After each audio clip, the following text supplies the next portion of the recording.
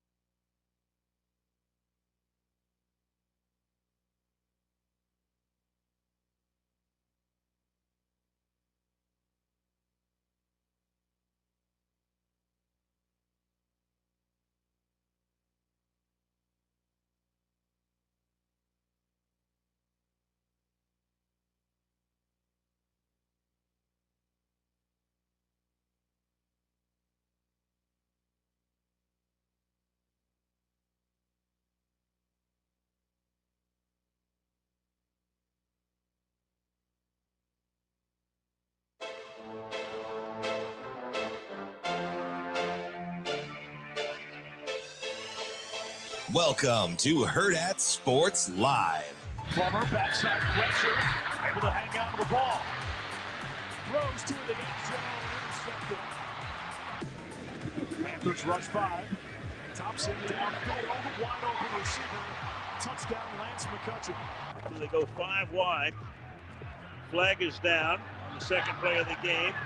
On the move, he throws. This is Olszewski. Gunnar Olszewski inside the 30. Olszewski will take the ball to the 10. 3rd and 6. Lead pocket, fires, caught, touchdown, just like that. There's nothing better. Skylar Thompson lets it fly. Gives that to Sim. Miller, and he makes the catch. Oh, nobody touched him. He's still going. He's going to go deep for Hyatt, and this time He catches it. Touchdown.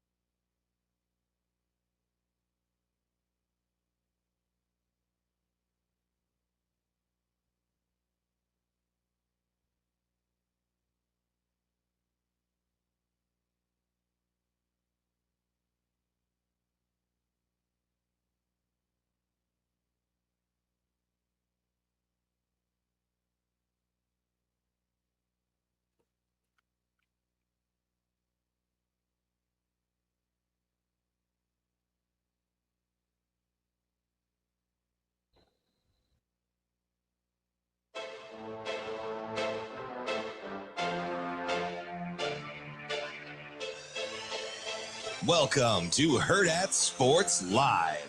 Plummer, backside pressure, able to hang on to the ball. Throws to the end zone, intercepted. Panthers rush by. Thompson down field, wide open receiver. Touchdown, Lance McCutcheon. So they go 5 wide. Flag is down on the second play of the game. On the move, he throws. This is Olszewski. Gunnar Olszewski inside the 30. Olszewski will take the ball to the 10. 3rd and 6. Lead pocket, fires, caught, touchdown, just like that.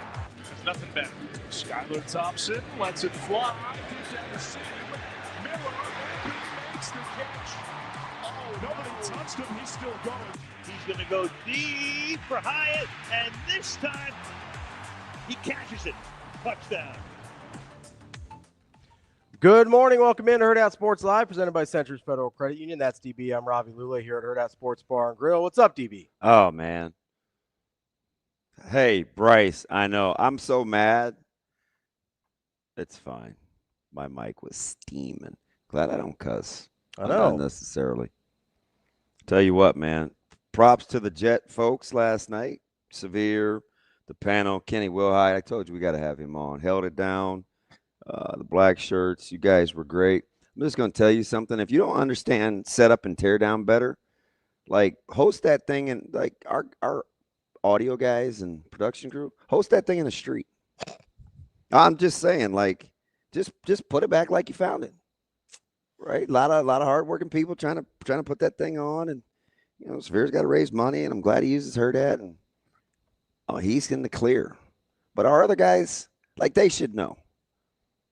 Just put it back together. Shouldn't be that hard. Rico, you were due, so I'm glad to be mad at you. But whomever else, like, unplugs and plugs stuff in, man, just get it together. Get it together, people. Get it together. Sorry we're late. Glad my mic wasn't super hot because I'd have been hot. We're here now. Got to keep watering the bamboo. I know, man. I know we do, Coach Donnie. I'm glad you got your guys ready. We're ready to go. Yeah, I mean, I hope so. It's now or never. I'm not a big the hay is in the barn guy, so I'm not going to say that, but because you're always trying to, you know, work on your craft.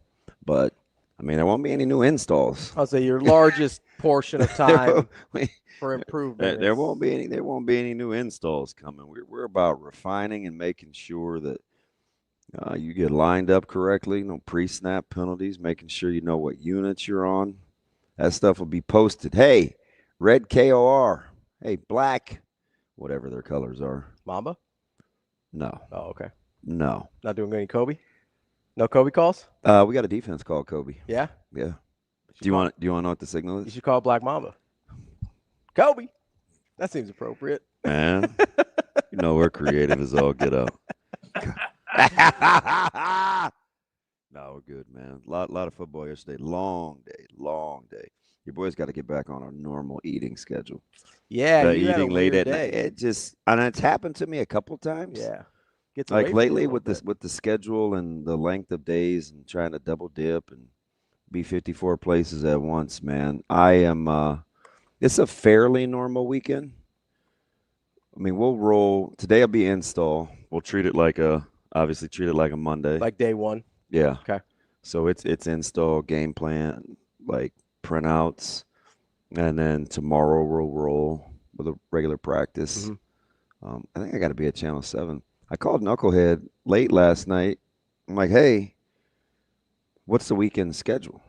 Mm-hmm. So I don't know, contemplating, right? He said, as of right now, there's nothing for Saturday. Like it could be I said, like a complete day off.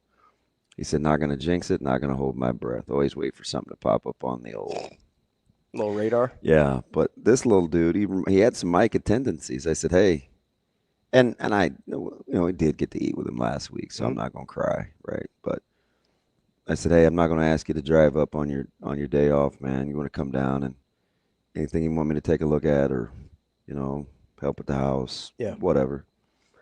Like, not going to lie, Dad. Not trying to do anything if we don't have to. But you can come back down tonight if you want. I'm like, hey, man, it's Friday. Like, Coach Samanji's going to have us working. Like, if he said, okay, I'll cut you loose at 4, I'd think about it. Yeah. You think that? Nah, it's going to be well into the 5s, right? Yeah, you're not getting I don't know if I'm turning right around, and we might be good. So TK asked an interesting question. What did TK say? So I know that they make that cheesy melt look good. You guys in your false advertising, man. Shout out to your food stage prep people. I know. It's incredible. Those things aren't even edible. I don't even know why they don't. How come there are never any lawsuits? Is there super fine print on commercials that we can't read? I mean, usually there's something. I've never read it. I'm assuming it's got to be really small, and I get it. I'm blind as a bat. But I do have good sonar, so I feel as though it's incorrect.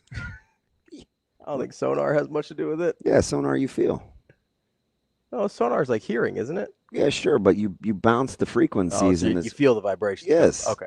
Well, I don't know, man. Was this your first rodeo? I'm not a bat. Do you not watch Nemo, Nautilus? Daredevil? Not really, no. I Daredevil? thought you'd be into Nautilus. I don't know what that is. Oh. You said Nemo first. I thought you meant like finding. I was like, I don't know what. Well, as in Captain. Captain. Nah, I got nothing. Oh. No Nautilus for me. Those that have seen it may be chuckling internally to themselves, and you're going to be thinking, why would I watch Nautilus? I have no idea. Feel free to Google the lead role. Oh, I see what this is. I see what this is. So it's okay when you do it. Oh, need we revisit the helicopter comment? You made the helicopter comment. You attributed something to me that you made up in your head. No, that's what happened. That's what basically what you intimated without saying that's not a what thing or thinking a thing. So I came in this morning, and DB's car is not here. I go, hey, what car did you bring today? And he goes, I came in on a helicopter. I kind of just looked at him, and then he intimated that my thought process was something racist when my thought process was, where would he find a helicopter? Not because it's because I know this man, and I'm gonna put you on blast a little bit here because you started this morning, right? Wow. I know this man. He's like, if I had gotten here on a private jet, I'd be like, okay, he knows people with private jets. I get that. That's fine. I don't know that he knows anybody with a helicopter. Where would we have landed? I don't know. That was part of the whole equation. Like in the Cabela's parking, I have no idea. I know we're part of Hurrdat one, but it ain't Able one. I have no idea. Maybe I ain't putting them on speed dial. Maybe it's a flat roof I'm unaware of. I have no idea. See, and that threw me off, too, because I was waiting for you outside so I could get the door for you. Yeah, I like to sneak up on you because you're weird. I was tapping on the door, and I couldn't get you to turn around. And I come in, and you're already at the desk. I was like, okay. I'm like the butler on Mr. Deeds. Baby, that is my mother. That dude was about to be pretty rich. Yeah, good for him. Old Longfellow. Then you could borrow his helicopter and get to work. I'm not getting in a helicopter. All right. Are you getting in a helicopter? Absolutely not. Yeah, well, there you go.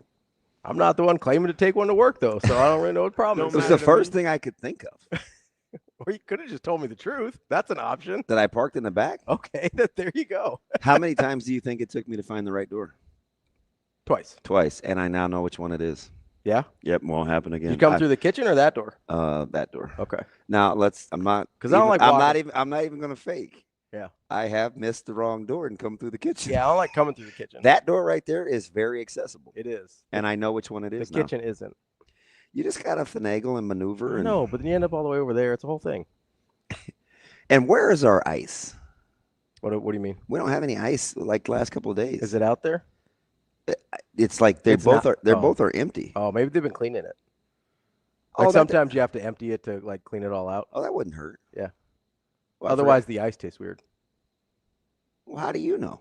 I know people that work in restaurants. So what do you say? Hey, this ice tastes weird. Have you been cleaning? No, I think like they have a periodic schedule of how often. They I'm clean sorry. it. What's the word? Periodic. Okay.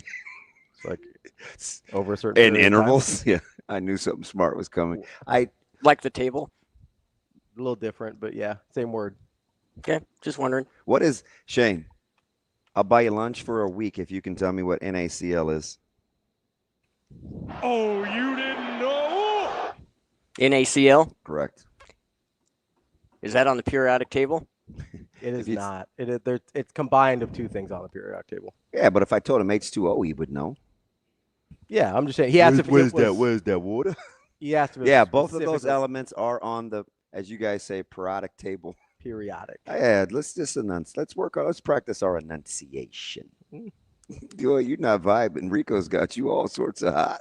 We're gonna be all no, right. this isn't a Rico thing. This is a you thing. This is a helicopter thing. Rico, I got him all hot. This is a helicopter thing. No, it's you come in here and you're like, oh, Ravi's being racist. It's because you said a thing that would have been racist, but you made it up in your own head and then attribute it to me. It's no more racist than You're like, hey, my Nemo comment. Shane, stop Googling. It's over. I Took you bet too long. you were talking about I didn't this Google. thing, and it's like, What is no. NaCl? And I know you Googled. I don't trust you. You picked a golfer that had a 4-stroke lead and didn't concede.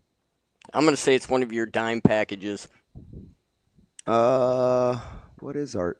Oh no! But one of our defenses is called ice. But Okay. that's not what it is. That's not what it is. No. Do you want that signal? What's I'm that? not going to give it to you. What is it? You guys are super creative with the signals. Is that creative for a signal? Not really. I I mean, mean, it's creative because it wasn't the right one. it'd be creative if it was like if that you were giving that to your football players. No, I don't If do you're that. on the sideline, you just flip them the bird and be like, "Hey, that's the defense." That's fine. I feel like I've lost you. NaCl is table salt, That is correct. sodium chloride, That is correct. sodium NaCl. Yeah. chloride. All right, smart guy. You going back to school? I mean, that's a pretty common one. Well, I know. You actually Not, know. not for a little That's not pocket hurt. common. NaCl is pretty common. It's not. When do you ever use that in conversation? I mean, today apparently. It is as Everybody's ridiculous. running hot, and we shouldn't be. We got football, real football tomorrow. It's a meaningful game. If you like volleyball, they pulled off the Battle of Buell beautifully. Yep. If you like baseball, I don't know what to tell you because your Red Sox are right where you want to be. And I see you rocking the gear, and you whined and cried and woe is me all year, and I've maintained steadfast. That's a good baseball team. Hold on. So would we like to talk about who complains about their good baseball team more? we actually rot though. You guys Oh are my fine. Gosh. You can't sit here with a straight face and tell me you think the Red Sox are better than the Dodgers. What are you talking I'm about? telling you, if we started a 3-game set tomorrow, you guys would take 2 out of 3. I don't believe that. Yeah, you'd throw May and Bueller and probably be a combined 6-hitter. I don't believe that. Yeah, They're who's- talking about moving Bueller to the bullpen. Did you not see? Well, that's where Ohtani should be. He threw BP the other night. You didn't see that? At Cape Coral Canaveral? Launch! I'm just saying, you sweep the Fathers last weekend, you get your lead Yeah, we back. had to put those little Friar Tuck dudes back where they belong. I'm just saying. Is that a Peter Pan reference? I don't Friar know. Tuck? No, it's Robin Hood. Robin Hood. Different That's guy in the tights. second Robin Hood reference in a week, and you didn't get either one of them. Not a big Do you prefer I say either or either? doesn't matter. Are you sure? Yeah. It- It's not like but you would look at me sideways if I said neither. yeah, probably. Why? I don't know. Sounds funny. Either sounds okay, neither doesn't. I don't know. I don't have good reasons for things. It's just how it hits me. At least you're honest. Like it's like GIF and GIF. I don't have a good reason. When people say GIF, I want to punch them in the face. When they say GIF, I think it's fine. So that's one of those weird low-key things I didn't know make you so mad. Oh. I stopped joking about it. GIF makes me real mad. It's just weird. I don't know why. I don't have a good reason. It's fine. It just hits my ear wrong and makes me irrationally angry. Like not knowing where everything is this morning. No, that's rationally angry. There's a difference. I can own it when I'm irrationally angry because it's like, GIF and GIF probably shouldn't make me that mad. Did you hear this dude on the phone? He goes, I don't know why Sasha's phone isn't on. What is she doing? That's not what I said. That's not what I said. I'm like, it's 7. What did you? Okay. Fair game. What did you say? I said, Sasha's phone's not on, so that's not going to help. I didn't ask why. She deserves to have time off. Wait, she does? Yeah. She works very hard. I don't understand why we feel compelled to have to be nice to her. I don't know. She's pretty nice to me. Not nice. Oh, she's okay with me. I mean, like, just some people get the benefit of the doubt. Yeah, Sasha's always been good to me. I don't have a reason to be mean to her. Well, Shane's never done anything to you. That's you get not mad true. at him That's 13 times a day. That's not true. That's not true. You remember that one time he muted my mic? No, you're exactly right. Oh, yeah. That was going to be a problem. I was pretty mad about that. I thought you went bully mode. I do go bully mode sometimes. Back in the day. And I acknowledge that. Sometimes it's not warranted. Sometimes it is. Right. Ravi.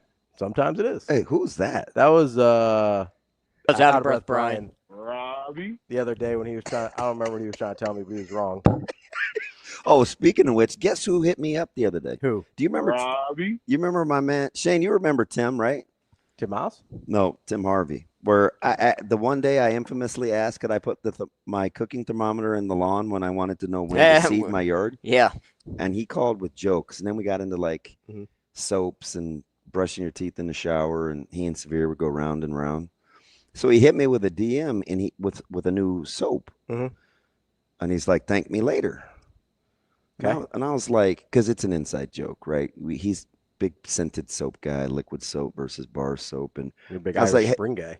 I am. Yeah. I got a nice little collection. Yeah. I sent it to Different Happer. scents. I sent it to Happer. No. So what's the collection then? I guess that's what I'm asking. I've got 2 liquids and about 8 bars. Oh, okay. I thought you were but strictly all a of bar Irish guy. Spring. Okay. You used to be, right? Quickly. Okay. The bar is so I don't feel like I'm at a Diddy party. The You can't get mad at me. You use the analogy. Like, that's the only thing you can think of, so I don't feel like I'm at a Diddy party. You could have just been like, so I don't feel greasy, so I don't feel slimy. Okay. You didn't have to hit me with the Diddy party. Okay. I got to stop. This is weird. I can't believe you said it. I apologize for those of you out there that are still with us, but just know that it's Friday. You know how you talk about how some things bother you, like GIF and GIF? Yeah. As an African American, Okay. a black, if you will, I have a problem with when people refer to skin as greasy. Okay. Is that a racial thing? I think growing up, it was kind of this stigma. Okay. Where it was like like, because if I'm being honest, so I'm not a big fan of greasy. Does Fair. that make sense? It does. So the first thing I thought of was I don't want to say that word. Okay. Oily came to mind. Oily. Okay. Diddy's been all over the news. So it was the first thing that I thought of. It's totally fair, but then you can't look at me sideways when I laugh at it. Well, that would be like this. I'm just saying, you kind of side-eyed me a little bit when I laughed at the Diddy party joke. I wanted to finish what I was saying. I appreciate that, but like it was a funny line, like I'm gonna laugh at it. So the liquid is when you want to stretch it far, right? You want to get everything, because I wash rhythmically the same way every day. Bars are to feel like you didn't have soft water for the first time in the shower, where you're like, ooh, I feel like the film is still on me. I like to dry it out with the bar soap. Does that make sense, or am I doing too much? So I actually feel more like there's a film on me when I use a bar of soap. No, I'm gonna go ahead and disagree. I'm just saying, me personally, I can't speak for anybody else's shower habits. What do you get ashy? But anytime, kind of, yeah. No, you would know. Well, I mean, I don't know what the difference between ashy and dry skin is. Here, so I didn't get. Look, see how that finger looks? Because sometimes I didn't get a little under the ring. Okay, yeah. Does that look ashy? Not really, just look like dry skin a little bit. Well, that's the same thing. Well, that's why I asked if there was a difference. Gotta keep watering the bamboo. Like, see, everybody gets dry skin. It's cultural. Does it show? Like culturally, yes, that's it'll where show. we have a It'll problem. show on. I'm not asking you to look like Kevin Durant, but it'll show on my knuckles, especially if I haven't Shane used lotion. We lost Shane. Shane thinks. I mean, apparently we're just telling jokes today because everybody's got. TK says what I was gonna say. I know a whole lot of greasy whites. I'll rock with that. I mean, there was a movie and a popular book and a production by one Francis Ford Coppola. So that's what I was gonna go. Called The Greasers. But why were they intimated as greasy? Because of what they put in their hair. So the thing I was gonna think of is Greasers by Francis Ford Coppola.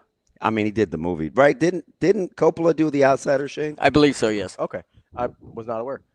But today years old. I was thinking of a different Francis Ford Coppola thing. It's used as a derogatory term for Italians. A greaser? No, being greasy. They would call him greasy, and then a different word that I don't think I'm allowed to say. Yeah, I'm not like so. Yeah, good on. Maybe we could unite. Although, so that's what I like. If I were to think of greasy as derogatory, I would think of that. I have some nice Italian friends. Mm-hmm. I think historically they haven't always rocked with the brothers though. I think there's been a little bit of hostility at times. Yeah, like they put my man Bumpy Johnson and Frank Lucas out of business. Yeah, Genovese's and they didn't love that they were stepping on the drug trade. Let's just say business. I mean, you don't think that Frank Lucas sold drugs? What do you want me to say? The Italians were mad that he was selling drugs. I don't want to go all philosophical and historical on you, but you know about like gross national products and revenue. Yeah, I understand. A lot of it is based on the drug trade. Nobody differentiates it and says, "Well, that's drug money." It's just like it's drug money for the Italians too. It's business commerce. Okay. It's Friday. We're trying to be culturally aware. I'm aware that the Italians sold drugs and Frank Lucas sold drugs. That's what I know. That's what I'm aware of. Well, I mean, Frank didn't just start it. I'm just saying they all sold drugs, and the Italians were mad because he was on their business, and their business happened to be selling drugs. That's fine. Amongst other themes, and I'm sure he diversified. He seemed like a smart business guy. This goddamn TK. Everybody hated everybody historically. All right, technician. I think I had a football take. I don't know how we morphed I think the Irish and Indians kind of rock together. It's like a mutual hatred of England. I don't think there was much of a collab, though. That's what I heard. I heard recently somebody had been to Ireland, and they're like, there was a ton of Indian people and a ton of Indian restaurants. Like Indian is in like my people. Okay. And they're like, I think it was a mutual. They like united over a mutual hatred of England. Really? Yeah, it's like the enemy of my enemy type of thing. That's what I was told. I haven't been to Ireland. That's just what I was told recently by somebody who had been there. Interesting. Yeah. Very interesting. I feel like the Irish are often an oppressed people as well, historically. Yeah. And so I think they tend to identify. I think that's why black people adopted gingers. Ravi? No? That's the thing that happened on TikTok. I didn't make that up. You know what I'm talking about. Hey, I'm tripping. I'm sliding. You brought in, you brought Happer into the fold, even though that man looks like he boils his chicken. So I got to kick him back out, though. Okay. He had a hot dog take the other day, and I'm like, what was his hot dog take? Man, you know how principled he is about how he likes his food prepared. Yeah. And if it's not the way that he eats it, then it doesn't really count. Yeah. Which I find kind of oxymoronic because he'll try just about anything. He will. Yeah. He's the most open, closed-minded person I've ever met in my life. It's wild. Incredible. And it's hard to balance. I don't know how somebody he threw does out it. a couple of condiments. He's, no, it goes like this and this. And I'm like, he loves Chicago dogs, but he hates chili dogs. He rocks with onions too, so we have to probably talk about that if we're gonna hang out. I'm not an onion. Like, I don't know what we're doing with onions. He put onions on French fries. Yeah, he's out there now. Which is, I think heinous. Ravi. Is that an unfriendable offense? No, but it is one of those. I'm gonna look at you sideways for a minute, and I may not eat at your house. Well, I can't. Speaking of Greasy, what is Michael doing with his hair? I believe those are called twists. Wow. Are those twists? He might have gotten plugs. I don't know. It looks like there's maybe been some regrowth. Hey, not that there's anything wrong with that. Listen, if you got the cash and you can go to Turkey, go for it, brother. So, speaking of the collab, yeah, did you get the willies yet? So, did you slept fine yesterday? I'm guessing, right? Last night. Not great, but was it the whole 5+11 no guardrails? Did it keep you up? No, that wasn't it. Eyes wide shut. That wasn't it. Although, I mean, you're like, oh my god. I'm just happy that I'm terrified. The committee is gonna be so full of trash. There's gonna be SEC all over. You doing like a Clockwork Orange thing here, or what? What's happening? Oh, here? that was a disturbing scene. Let's not do that. You're the one holding your eyes open. Well, I didn't make you say the Clockwork Orange reference. I didn't. Just say fair. Kind of like the helicopter thing. That's totally on you. That's totally on you. Yes. The helicopter is totally on you. I asked this question. Yes. What's the question? Several months ago. Mm-hmm. I said, "Hey guys," in my very Shane voice. "Hey guys." Claire. That's my best Shane voice. As in Huxtable, it's clear. Claire Danes. No, it's Claire. Claire Danes. From Breakfast Club. Hello, Claire Danes. Claire Danes. I I know the name. She's an actress. She's in Terminator 3 or 3. Yeah. I believe she's also. See, I'm getting. I don't know distracted. if this is going to help you at all, but I think she's. Good chance it won't. No, there's. If I had to guess, before I even say the movie, I'm going to say 4% chance you've seen it. All right. Maybe a little higher just because of when it came out, and maybe it was a weird teen movie night or something, or maybe like Ray Caruth wanted to go see it when you were in Carolina. I don't know. The only you bought CDs with him. I'm not like you hung out with him. I was gonna say the only thing we did together, he gave me the inside outside tour of his truck, and we went to go get CDs. Okay, I'm just saying it was like I know those guys you played with. That's all I was doing. Yes. I know you weren't gonna be going to a movie with Kerry Collins, so wow. Although this might be more up his alley. So I believe she is Juliet in the Romeo and Juliet with Leonardo DiCaprio. That is correct. She's in that movie. Yeah, there's a 100%. See, so that's why I said pretty low. Now, if you would have said Othello, it's an okay movie. I'd have been apt to rock with you. Why Othello? I would probably associate more with the Moors. Interesting. What? Wonder why. I'm just saying. I don't need your innuendos. I mean, let's go back to the helicopter thing. Hold on. It's a joke Tourette's kicking in. Yep. I'm trying to fight it. If you say it and I choke you came by it honestly. Yep, I'm going to go for it. Much like Romeo, you have married a couple white women, so you might identify to it.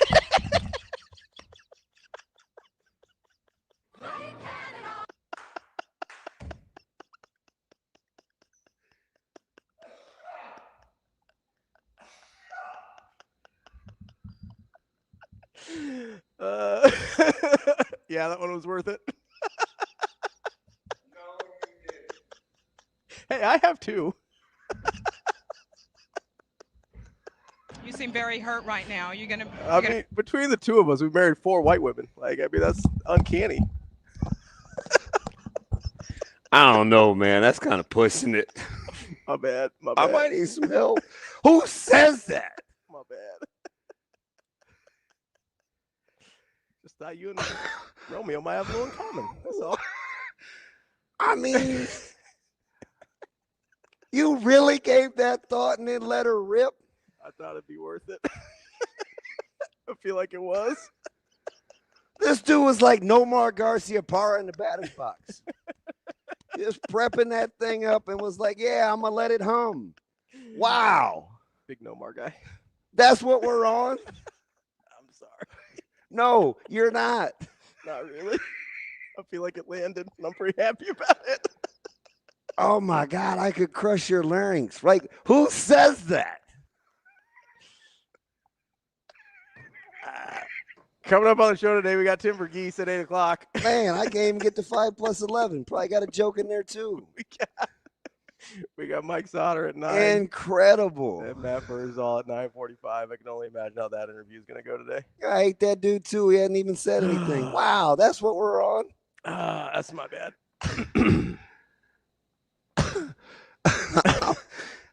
Man, I don't even know what to right, exactly, Suave. Wow. You know what? I feel like we hit a threshold. Was that the line? Did I find it? Yeah, I mean, like, okay. Freaking half gainer. That's good to know. Like, what are we on? We'll back up from that one a little bit. I was trying to find common ground between you and Romeo. That's all. I didn't think it had to be a race thing with Othello. That's all. Incredible. I was trying to diversify. That's all right. No, man, you're out. Should we take a break? I can't get you out of the house fast enough. We're gonna take a quick break here, and then we're gonna talk about the SEC You sat on that. Yeah, I did. We're gonna talk about the SEC going to 9 conference games. What that likely means for college football playoff. I don't know if DB's coming back. I'm just gonna be honest with you. I don't know. Boy, that is tough. We'll see. Oh, that's DB. I'm Ravi Lulla. It's Hurrdat Sports Live.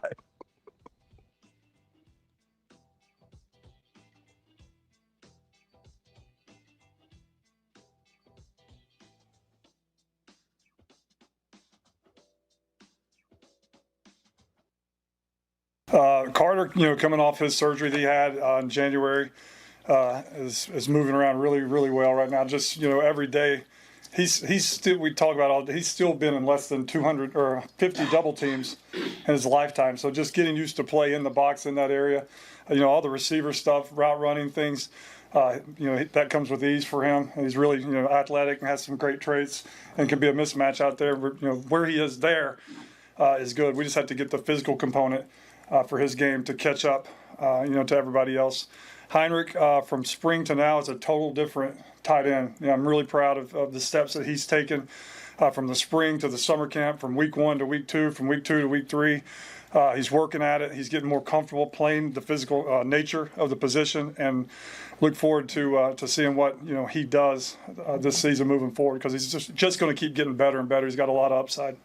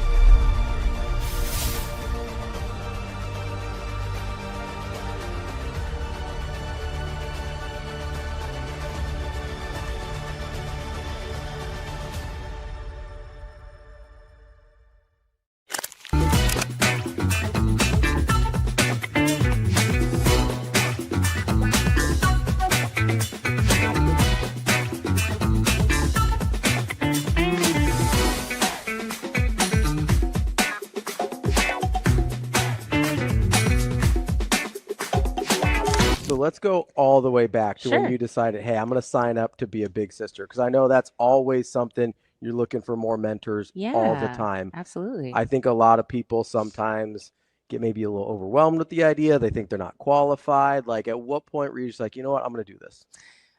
Yeah, so I had kind of been kicking around the idea for a couple of years. So yeah, I can definitely feel that empathy for folks who are maybe like, oh, I'm not sure. I don't know if I'm, qualified. I don't know if, what will I do with my little, what will, so I kind of waffled back and forth for a little bit, and then kind of just decided, after I talked to a couple of other folks who have been bigs in the past, that I really, really wanted to go ahead and take the leap. So I went ahead, I submitted my application, and then kind of waited for feedback, and then went to the initial orientation. Was just so excited, so inspired by the organization and by the folks who were actually doing our training and our orientation.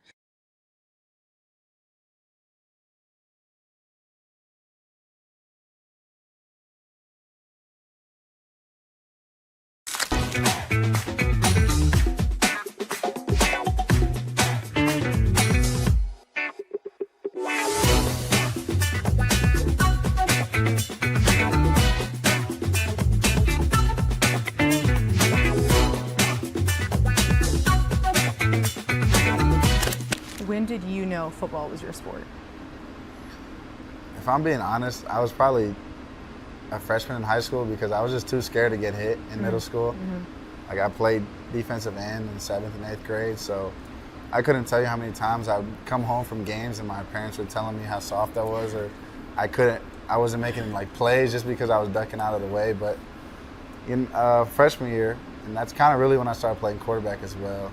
Coach Kidna, who played with my dad, came and he basically saw me throw a football and was like, "Do you want to play quarterback?" And I was like, I mean, I never thought about it, but I would love to try. And he was like, "Well, you're going to be a quarterback and don't let nobody tell you different." So from there on, it was like, all right, I'm all in on this quarterback life, and I'm very, very excited to keep going with it.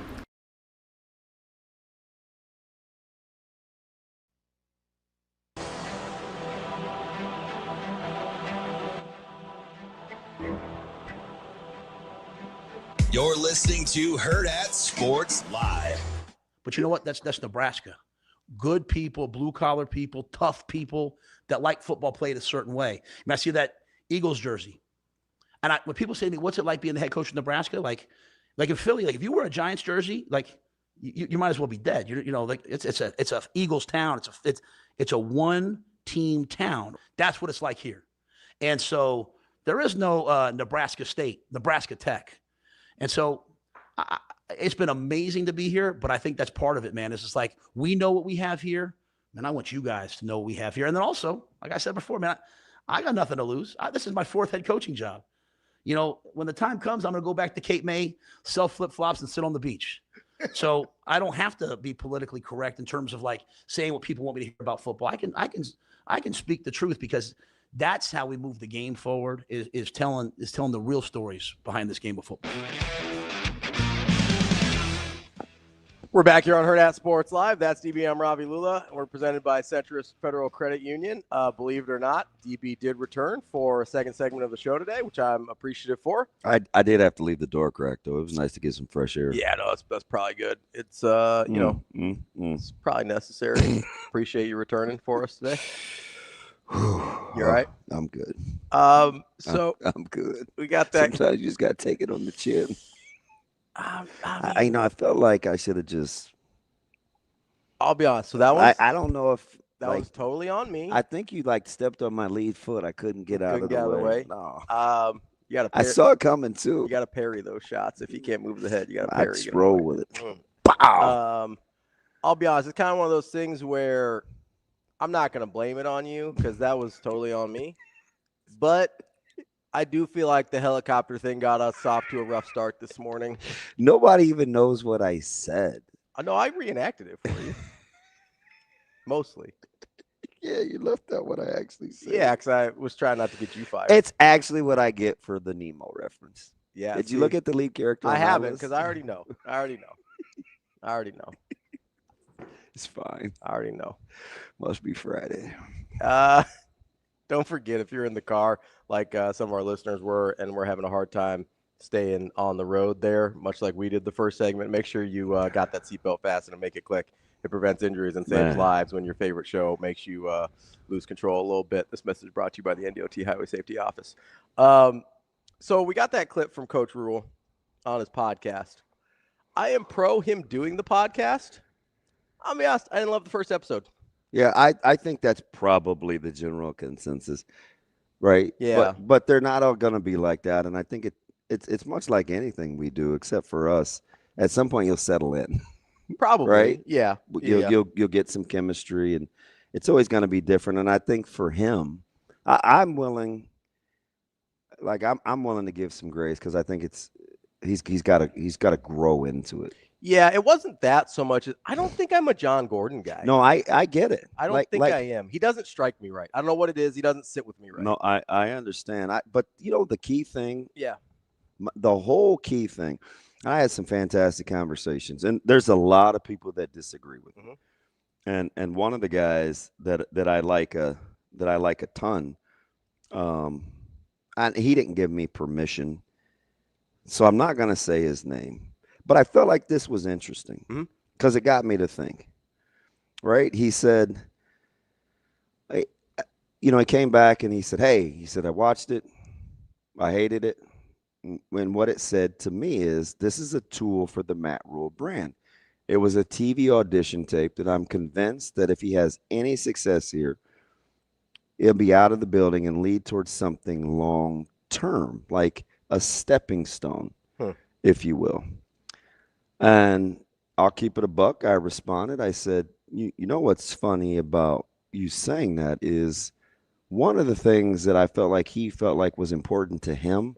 It was his own deal. He wanted it to be different, in my opinion. This was my takeaway from talking to him, than a coach's show. Yeah. And I think he wants it to be unapologetic. So I get the perception that my man had. I do. Right? That certainly wasn't my issue with it, but I get where he's coming from. Right? Yeah, You could see that. I understand that. So I don't believe that to be what Matt Rhule is about. Yeah. I genuinely think when he says, hey, I'm doing this to advocate for Nebraska, to advocate, like he's like, when we're recruiting 24/7, 365. And I've talked to him like, enough. I believe that. And as you know, very, very, very, very recently, where it's like, hey, who knows what happens after the next 5 years? I hope it's this, but you never know. Yeah, you just don't know. And I was like, I said, hey, love the 5-year thing. Let's stay with that and see what happens. Yeah. Right? Absolutely. So I get where I think I know where his heart is.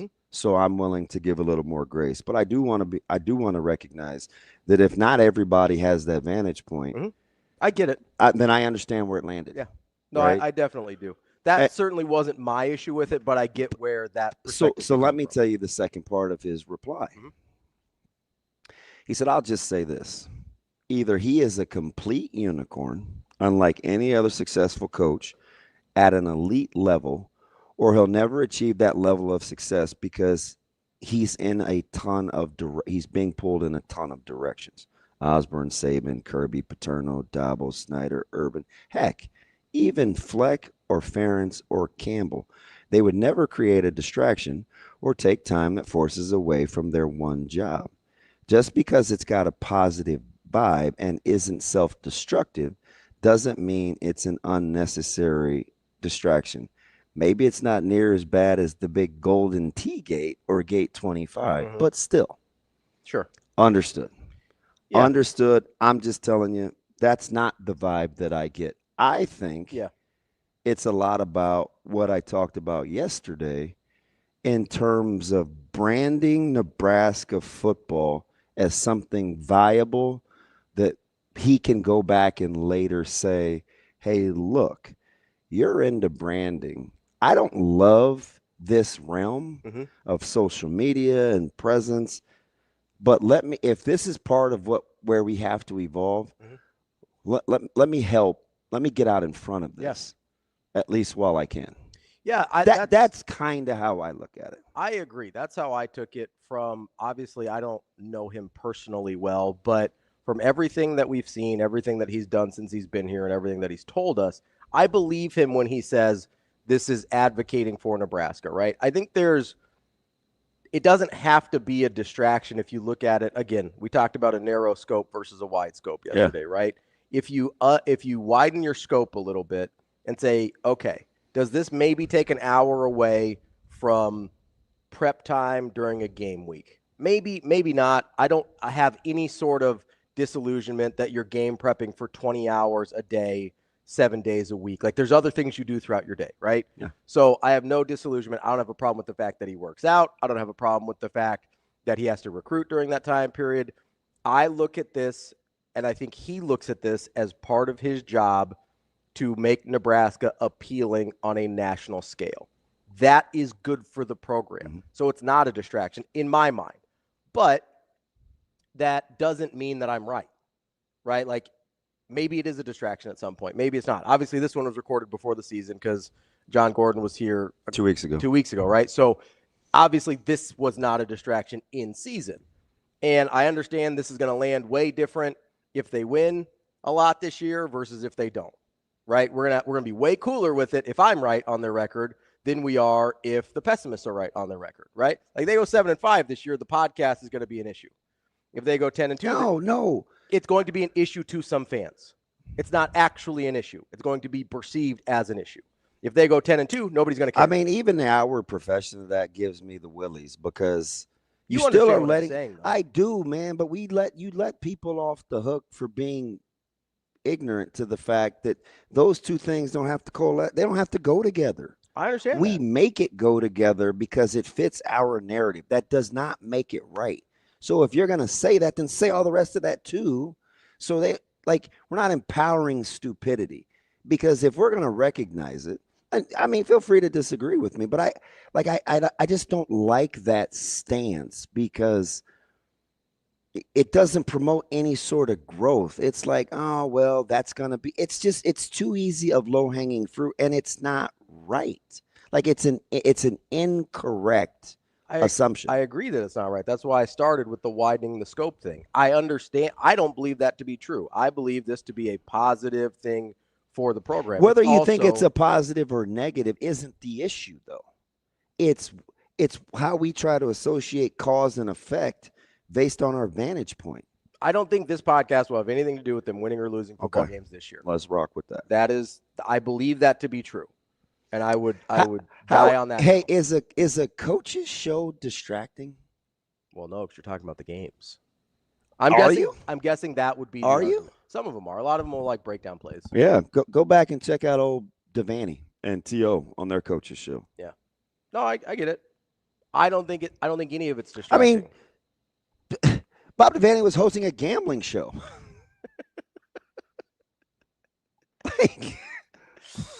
like, what are we talking about? Yeah. No, I understand. I wish I could hear some of those. Oh, YouTube's a very vast space. I'll send you some old Bob Devaney sit-down clips. Capping Wyoming and. Did you steal those from Solich too? Just yank now, them right steal is a little harsh. Borrow. Did you permanently borrow those from Coach Solich as well? Well, I tell you, thank the Lord for a commercial break. Wow. Greasy. Steal. I didn't listen. Stereotyping. Who was stereotyping? Well, apparently, Dr. Ravi Umar, the Pan Am Prince African, Ravi Umar. Dr. Ravi Umar Johnson. I don't know who that is. Don't Google. Coming up next, we're going to talk to Tim Verghese. What is it? Agunde Atan? Wait. Nah, I ain't going to go there. It might be. I'm not going to say it. Right over your head. That's DB. I'm Ravi Lulla. More Hurrdat Sports Live coming up next. At Centris Federal Credit Union, we have the tools and resources to help our members fulfill their financial goals. With a focus on building a stronger community for the next generation of leaders.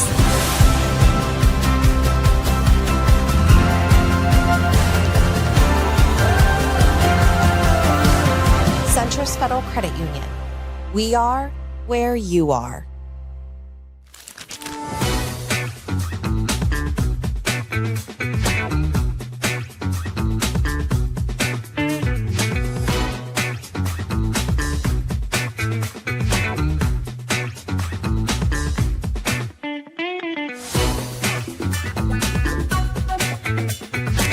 Yeah, absolutely. Everything we do here is all about development, right? From a recruiting standpoint, and Emmett's really your first person. And in my room, going through the 3-year car wash, 4-year car wash. He's going into his 3rd year with us, and he's developed every aspect of his game. Started with just seeing reads. It started with pass protection. Now it's as he's accomplished all of the things of the running back position. Now he's really at the last stage and really focused on his body. Really focused last offseason, really started to really put the hammer on him as far as getting his weight right. And now he's carrying 205, 203 consistently. And he can tell the difference. We can tell the difference. He's running behind his pads. He's getting physical when he needs to get physical. Everybody knows he can move laterally, but now he's starting to understand the difference between 205 and 193 and what that looks like. And so we're pretty pleased with that.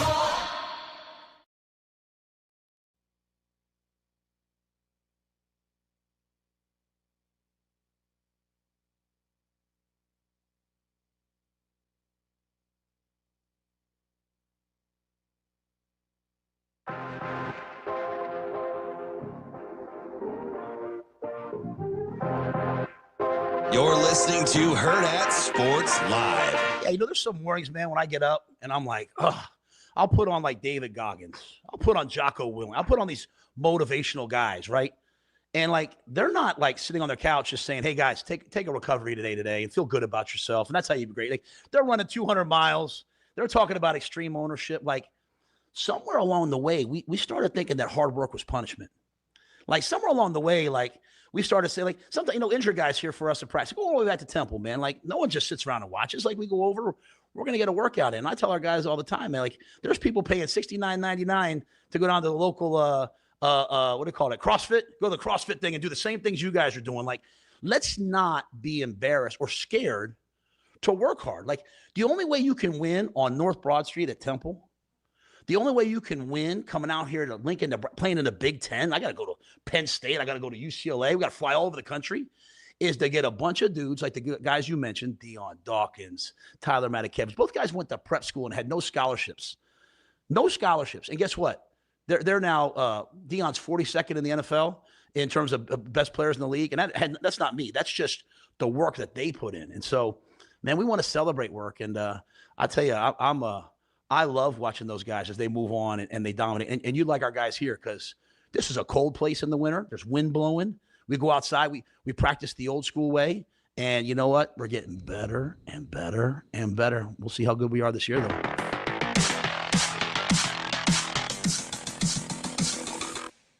Welcome back, Hurrdat Sports Live, presented by Centris Federal Credit Union. That's DBM Ravi Lulla here at Hurrdat Sports Bar and Grill. If you want to get better and better and better with your auto body care, make sure you're hitting up Dingman's over at dingmans.com. They've got 4 convenient Omaha area locations all across the city to make sure they've got you covered. They're locally and family owned and operated with their roots right here in Omaha. Voted first place best of Omaha for 20 straight years for auto body repair. Get to dingmans.com for more info or to schedule an appointment today.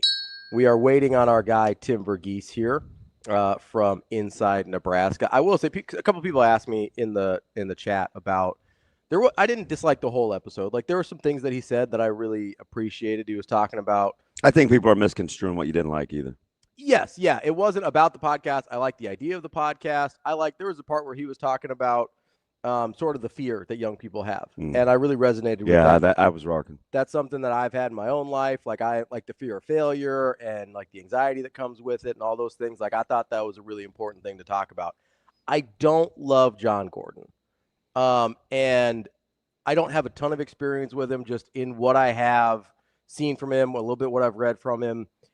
I have a problem with anybody who tells me there's only one way for people to find fulfillment and purpose in their life, because I just don't believe that to be true. And then I also have a problem when that person is claiming to have the one way and they're sort of trying to sell it to you. Like, that feels a little gross to me. Yeah. Personally.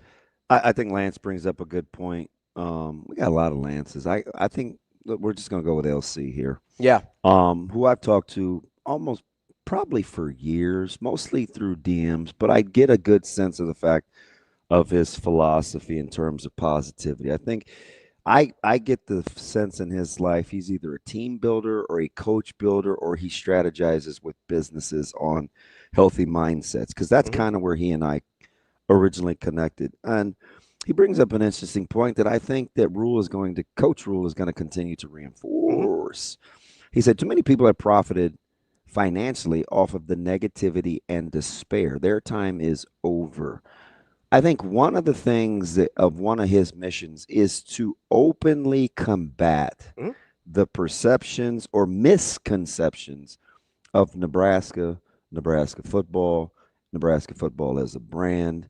I think he's going to openly combat that. Yeah. Because he's sick of the negativity. It's like, which is one of the things I appreciate most about him. He knows the minute they do a uniform release, like, people are going to get pushback. He knows, like, the minute he says blackout, people are going to get pushback. Now, whether their opinion is right or wrong is not his issue. His issue is going to be if people are going to have opinion X anyway, do it your way. Don't, because he's, trying to serve multiple masters gets you what? Nothing. So he's just not going to fall into that scope. He's going to be authentic, and he's going to do it his way. Always doing it his way is our next guest, Tim Verghese from inside Nebraska. Tim, what's going on, buddy? Hey, how we doing, guys? Awful subdued. We good? I mean, my voice is the one that sucks. I'm like, hey. I'm just happy I don't have to talk to Ravi near as much during this segment, man. Tim is kind of shaky, man. Let's get exactly. Tim likes talking to me. He doesn't know what you're talking about. Yeah, well, I'll fill him in later. And if Tim's rocking with you, Tim's out too. TV, man, what was kind of the feedback of the podcast? Does your audience separate the difference between the idea of it versus the first episode and what it produced, or are they kind of going hand in hand? Of just like Rhules podcast? Yeah. I mean, I think it was pretty controversial when it came out. I mean, my first thought when like he announced that and it came out and all of that, it's like, oh man, he has to be, and they have to be extremely confident in this team. In my opinion, even with what he said about, we're in a spot where we can tell the truth, we can do all that. Like, in my opinion, you don't do that if you think like 6-6, 7-5 is even on the table. Yeah, I mean, I think that's a good point, because he does seem to be.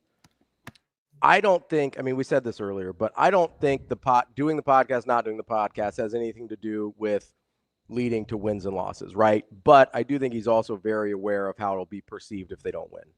Right. Right. And I just think he knows kind of what this team is capable of and what this fall has in store for this program. You know, to the point, I don't think he cares. Maybe.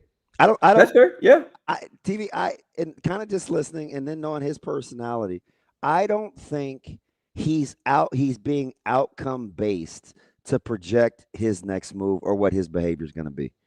I think he's telling us about the process. This is about engagement. This is about the advertisement. This is about the branding. This is about meeting recruits right where they're at. I think it's a lot like his recruiting philosophy when he's on the road with top 100 prospects. I don't think he gives two cares about what the record is. I think his ideology is based on what he thinks Nebraska is and can be, not what it was in terms of its past. Right? Does that make sense? Yeah. Yeah. Yeah. And I don't know if I'm right. I'm just saying, like, I think he's just too process oriented to be detoured by the fact that they may not be 9-3. Right? I don't think that's going to dictate his behavior. Right. That's fair. The way he recruits hasn't. Right? The way he talks about the program hasn't. The way he feels about the state hasn't. Mm-hmm. I mean, we're talking about a guy that embraces the cornfields and the ag community and corn and, you know, tradition and mixing it with boom boxes and the latest, you know, some new Terra X shoes or something like that. Like there's this meshing of understanding where they've been and putting it together with where he thinks they could be. I don't think it has anything to do with the outcomes. Right. Yeah. That's fair. I don't know. For me personally, I just kind of thought that, but it also is just kind of like the media brain of like, oh man, what about the pushback if this, you know, whatever. But like at the same time, it's like, yeah, I mean, I don't think it's ever affected him necessarily and how he's done the job. So Tim, as we kind of moving on from the podcast part of this and getting into, I mean, we're less than a week away from the season. And obviously your perception of it was, hey, this is a guy, not just from the podcast, but sort of throughout his, you know, he's done a lot of media in the recent weeks. It seems like this is a guy that's very confident about his football team. Whether it's talking on Sports Nightly last night about how well he thinks Dylan's doing, whether it's talking about last year, he felt like his team was kind of whiny at times and doesn't think that's the case anymore. Like, that's the comment that actually stuck out to me the most of all the like Coach Rhule stuff I consumed yesterday. Were you surprised at all that he kind of went there with last year's team versus this year's team and the mentality?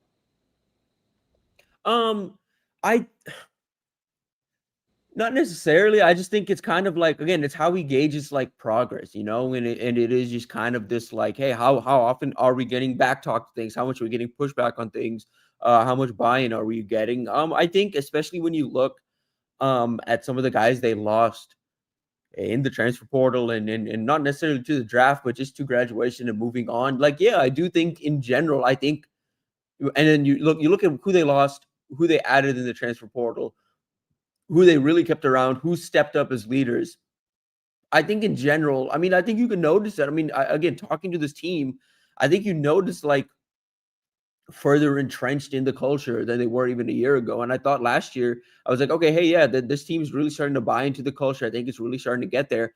I think this year, much more so than last year, like where they're at this point in fall camp, I think it's complete buy-in, and I think it starts at the top with the coaching staff, but then it starts at the very, very top within the players, with the leaders on both sides of the ball, with Dylan, with Emmett, and the defensive side with Riley and Sierra and those guys. Like I think there's just buy-in right now.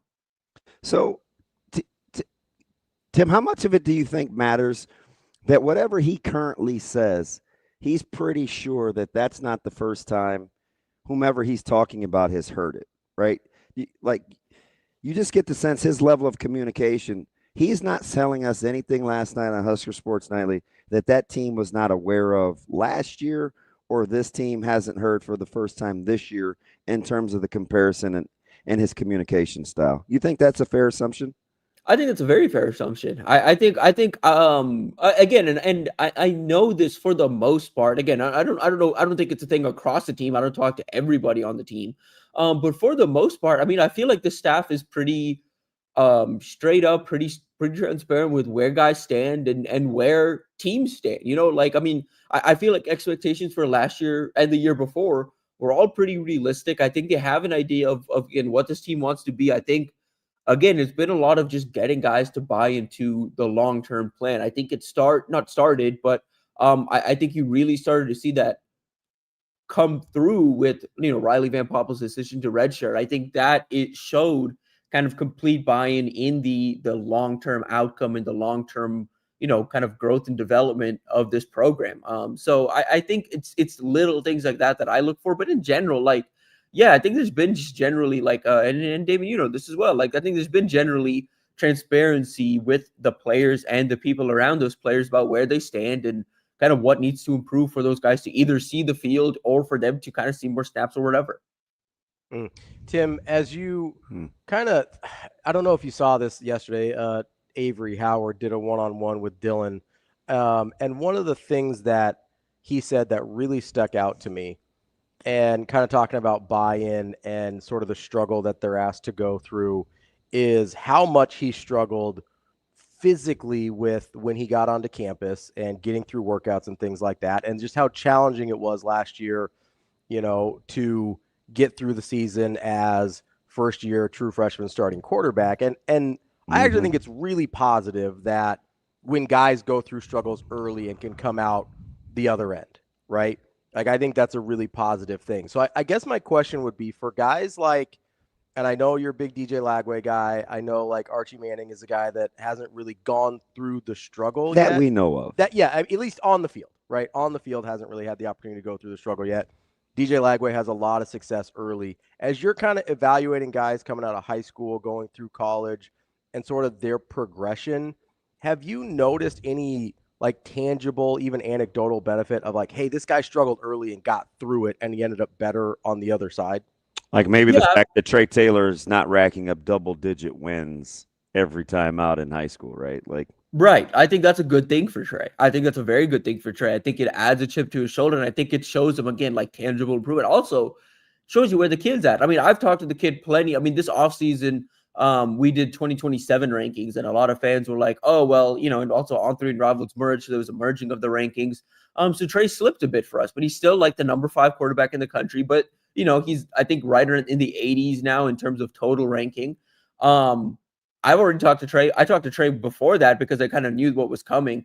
And I talked to him afterwards, and on both sides of it, again, the conversation was, well, yeah, I've got to win more. I know what the deal is. I have to win. I have to show I can win more. And again, I think there's an honest conversation there about, you know, kind of what he needs to do on the field this fall and all of that. But he knows where he stands.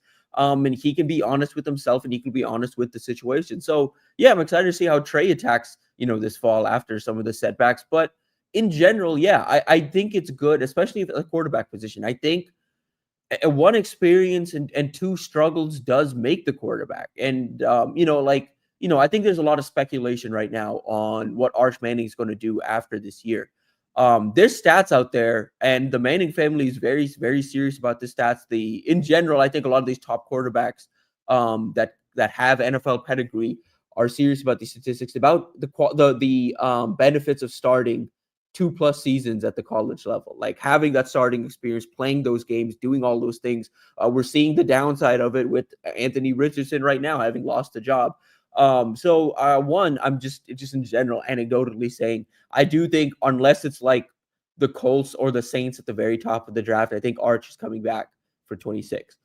But in general, I think all of these guys, the guys in college football right now, I think DJ would tell you his struggles came in high school. I mean, I straight up saw DJ his first 2 years of high school kind of work through things. There was I distinctly remember this 7-on-7 state 7-on-7 tournament in Texas the summer between his sophomore and junior year, and he was going up against Austin Novosad, who's up at Oregon right now battling Dante Moore for the starting job up there.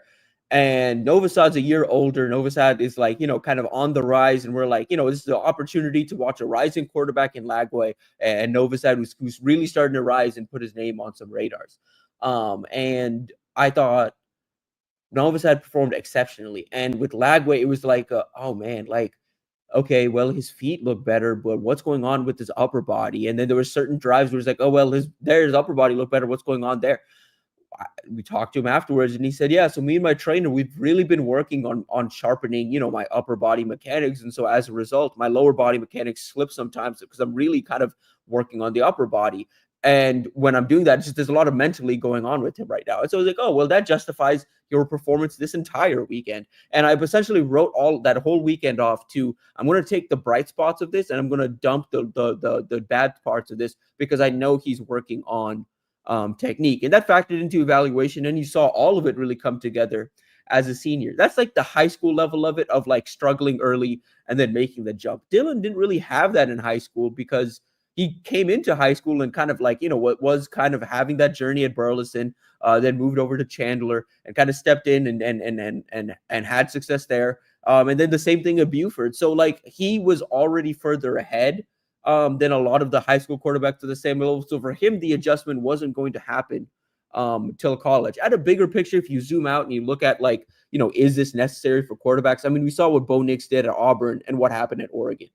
We've seen quarterbacks, Jaden Daniels, the ups and downs at Arizona State and what that led to at LSU. I think a couple of these guys, I think Dante Moore, I think what you're going to see from him this fall and moving forward is a result of getting that year at UCLA to kind of work through kind of some of the troubles he's had. And now, having an opportunity to sit, watch the film, get behind there. And I think compared to all of these guys, I think something we're still underestimating with Dylan is how cerebral he is.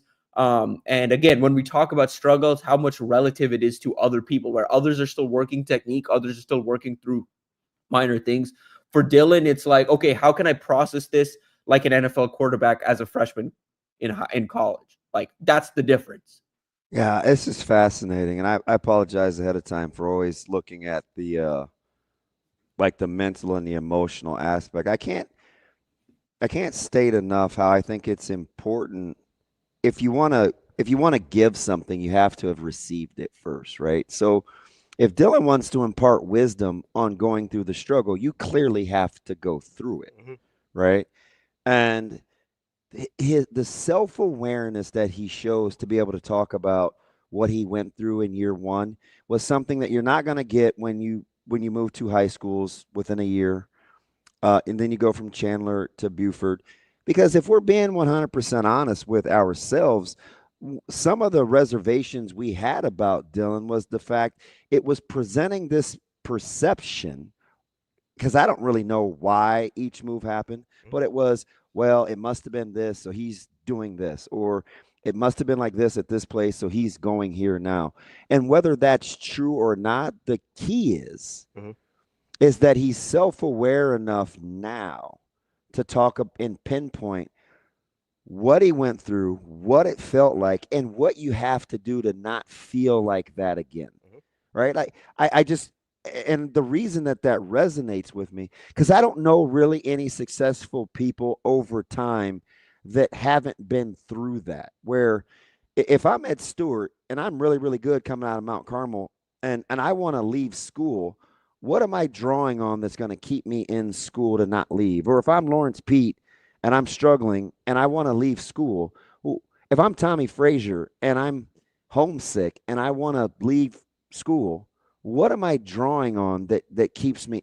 Like all these guys that are really, really good have gone through things where there's this like, I can relate to, so I'm going to draw on in crunch time. And if I don't have it to relate to, what's the culture that's supporting me so I can buoy what I'm feeling off of? And clearly, for Dylan, it was the leaning on Coach Rhule and the openness of embracing struggles and failures, whether it's, hey, Dylan, I went through this in Carolina. I felt like this. Hey, year 2 at Baylor, I felt like to be able to be vulnerable and openly discuss it is got to be one of the primary reasons for growth if we're actually going to see it in his game.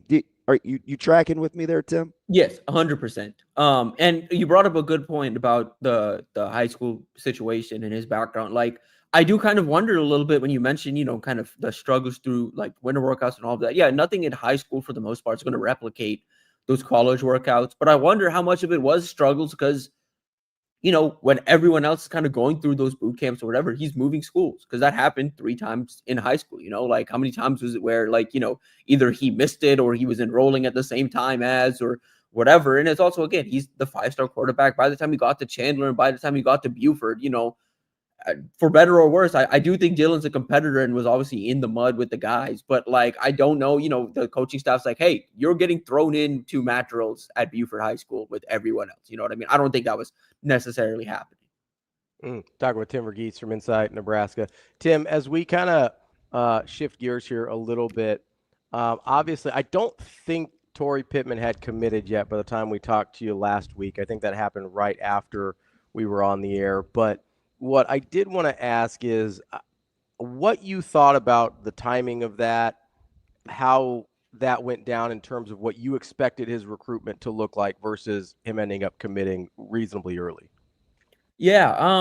I mean, I kind of expected him to, not kind of, kind of expected him to make those visits in the fall. Fully thought kind of he was, I think Schaefer was on here early this week and I think put it the right, like, just, I kind of enjoyed the attention he was getting and was talking to schools and was kind of like excited about, getting on the road and seeing some of these programs for the first time. So weird too.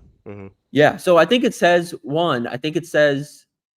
something that he was just bought in and he committed. I think it's, I wrote it up and kind of just, I think the credit here goes to Addison Williams, who kind of took this recruitment over since he joined the staff, and especially since June has been leading communication. Of course, Rhule's been involved, others have been involved, but I think this Nebraska getting over the top and getting him committed, I think does come down to the relationship with Addison Williams, the trust in Coach Rhule, and just kind of what the belief in what the program is building. So I'm excited to see kind of what he does this fall. I think he's going to just end up shutting things down, end up just at Nebraska a few times, come down with Kylan, his teammate, another Nebraska target, and get started peer recruiting. And I talked to Trey and Tori a little bit, and both those guys are already peer recruiting. So they're off to it. It's obviously a tremendous land for Nebraska. He's the highest rated in-state player and in-state commit for a reason. I love the tape. I've seen him in person in various settings. I've seen him in pads. I've seen him in 7-on-7. I've seen him in practice. So I've seen him in different settings. Really like the player. Really like the overall like general feel for the game. I do think I think there's some expectations on him as a junior. I do think it's going to have to be like, all right, well, you had some flashes as a sophomore. Now it's time to dominate like a top 20 player if you are a top 20 player. So I'm excited to see what he does on the field this fall. Yeah, it's interesting. I'm going to fast forward just a smidge because it's right around the corner to Cincinnati and Thursday. I spoke yesterday in Nebraska City. I think the second question I got, Tim, was one in which we've been talking about almost all off season, and it's a legit one, right? I worry about the run game. Can we stop the run? When you look at opponent previews and you're looking at Cincinnati, and I know you guys are just getting into your dives on site with the opponent previews, how much of, because remember the whole UNI thing in the second half of Colorado, and we talked about leaky yards, and there were these great debates on what it meant for the long haul in terms of Nebraska's tackling, and turns out it was a fairly decent precursor, which is not something I thought real time, because I'm looking at, well, shoot, man, you and I still average less than 3 yards a carry, and this is how much do you think of what we'll see Thursday night will be applicable long-term to who Nebraska is defensively?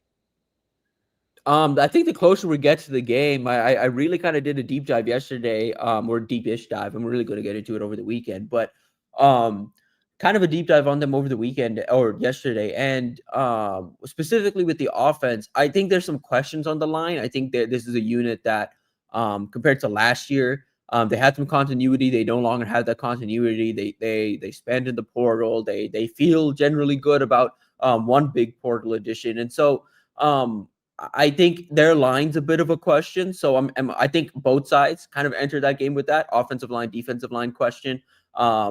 So, I think, it's an opportunity for Nebraska because I do think the combination of Keona, Riley Van Poppel, Elijah Judy, Cam Leonard probably has a little more experience than Cincinnati's defensive line altogether. Can that come together, and are they good enough to kind of penetrate that backfield consistently, and maybe push that line of scrimmage back a little bit. But I do think, regardless of who's blocking up front, I do think this team is going to get challenged from a tackling perspective by the two backs they have, Tawi Walker and Evan Pryor. I think Walker's obviously a big bruiser back, and Pryor's more like the home run hitter. And I think those two guys are, Tawi started his career at Oklahoma. Pryor started his career at Ohio State. These are former Power 4 guys. These are guys that, Nebraska may see different versions of, but these are the type of players Nebraska is going to have to be ready to tackle down the line. I see this game and I say, okay, if Nebraska can limit Pryor and limit this room, limit Walker, limit Pryor to under 3 yards a carry, I feel a little better about what they may be able to do against Jordan Marshall and Justice Haynes against a better offensive line in Michigan a few weeks down the line. Is Justice Haynes going to be healthy? I don't know. I've got an eye on that. I still think Jordan Marshall's really good, and I still think that running back room, regardless, is going to be really good. Like, I do think, again, we talk a lot about Haynes because he's a transfer. Man, I really like Jordan Marshall. I really like what I saw from him last year. I think he might be the bell cow for them at points of this year, especially if Haynes it doesn't end up being healthy for a long stretch of time. But yeah, I think for me, that's what I'm looking at. I'm looking at the how they're able to stop the specific backs. Maybe not necessarily how they adjust to the line, because as we all know, they're going to see better lines in Cincinnati's at points this season. I think USC's offensive line has a chance to be better. Iowa's is going to be better. Obviously Penn State, I think, is going to be better. And Michigan, of course, as well, is going to be better. So the best teams you play, you're going to face better offensive lines, but can you stop power forward type running backs? I think that this week will be a good opportunity to kind of see if they can. And, we talk a lot with this team about, the defensive line. I want to see if the culture remains. It sounds like it has, just of Tony White. Of what I loved about watching Tony White's defenses was the way the guys rallied to the ball. And I think this unit will do that. I think under John Butler, I think there's been an emphasis on that. But I want to make sure that that part of this defense has stayed intact. I was talking to one of Nebraska's coaches yesterday, and I said I offered Tanner Mordecai as a comp for Sorsby. When you look at the way that Sorsby likes to play, his experience, the way that he can maneuver escapability in the pocket, throwing, delivery, do you buy that comp, Tim? Yeah, I'm open to opinions. No, like I see it. I get what you're. I'm trying to think if there was someone better, because I've been trying to rack my head around it. But you mentioned Mordecai, and it does kind of make, because I also think the Sorsby we saw at the start of last year and the Sorsby we saw at the end of last year are not the same. The exact same player. And I do think there were some struggles there by the end of the year. And I don't necessarily know for sure if. They've got solid weapons. Do they have better weapons? These are guys that, maybe have a little more to them from a profile standpoint, athletic standpoint. But there's not as much production there. So yeah, I don't know, man. But last year when I saw especially the end of the year Sorsby, some of the collapses and some of the just kind of, it felt like he was in his head is the best way to kind of put it. Moments kind of came from, I think, the debilitating the situation around him. It wasn't like, hey, Adrian Martinez is, kind of mentally collapsing because the situation around him is also collapsing. But it was like, okay, well, he's clearly at this point kind of holding his team back because he's not willing to make the play. And so I think that's resolved now with, kind of additions to the line and some, at least reinforcements at receiver. But with Sorsby specifically, I think Mordecai is probably the solid comp of just the guy that, like, I mean, I think we could say this about Mordecai. They were game to game, you couldn't count on him as being the guy that can elevate a team to a win, but there were individual games where he absolutely could do that. When you look at the running element from Sorsby, how much does that concern you? You talked a lot about the running backs, but I do think the running quarterback, as DB and I talked about yesterday, that messes with the math on your defensive fronts quite a bit. What's your level of concern there with Sorsby in terms of his ability to hurt? I mean, much like Mordecai did, how his ability to hurt Nebraska with his legs. Yeah, it's just something they're going to have to account for. I trust, and I kind of think in practice, I think it's going to end up being Latif that's the scout and giving them the looks of what Sorsby maybe will give them. I think the fact that they have all these different quarterbacks with various skill sets is good and does help them, kind of prep for some of these games. I kind of, one thing for me, and I'm curious to see how y'all feel about this. I kind of think Nebraska is going to be aggressive attacking teams that do try QB runs and option games and things like that because of how multiple they want to be defensively. I think they have the attacking linebackers and the speed, both in the linebackers and in the third level of the secondary, to kind of stuff those angles and kind of eliminate kind of an option game. Like I kind of think that's how I see them attacking kind of option attacks and QB run game attacks is just, hey, we have Vincent Shavers, we have Javen Wright, we have Deshaun Singleton, we have Malcolm Hartzog and Marcus Buford back there. Like we kind of just trust those guys in our defensive front to kind of eliminate that. I don't know. That's just kind of how I see it. I kind of think you're just matching up your athletes on defense with the quarterback. TV, you're always so businessy. I want you to have some fun here for a second, right? Because you're really good with evaluations. I kind of like your projections. Is there a player, and I don't know if it has to impact winning or losing, but is there a player you're excited to watch or see play that maybe new or like maybe he's gonna next level that you just want to get joy from seeing if they're what you thought they were, if they're what you thought they were, or that you just want to see how they've developed. Like if you just allow yourself to be a fan for a second, who's somebody you're excited about watching on Thursday that you may not have a huge Rolodex on? Yeah, the closer we get to it, I think it's Jameer Khan. Like I love scrappy little corners. I love scrappy little DBs. I love them. I love, like, when I was covering A&M, my favorite player to watch week to week was Tyreek Chappelle. This little corner, like 5'11" out of Felipe Philly. Sparks. Man, so scrappy. Like he was so yeah, and I think he's back for his senior year. He's kind of had some ups and downs since that year, but like I love the year he had when I was there. But yeah, I love scrappy little corners, and I love guys that want to hit, that love football, that play, and Khan's just like my kind of DB, So I'm excited to see him in action. I'm excited to see the secondary in general. I do think I do think Andrew Marshall is going to surprise some people and just his ability to hold up at the boundary and, another year of Sierre. I think sticking in the secondary, I think you can see where my head's at. I love secondary. It's my kind of my wheelhouse.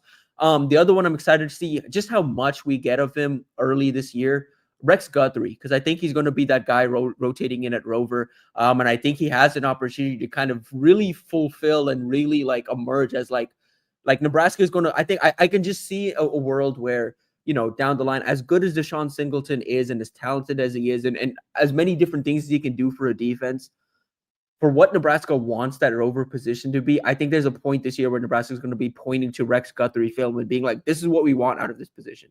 How many young guys you think you see in that too deep? Ooh.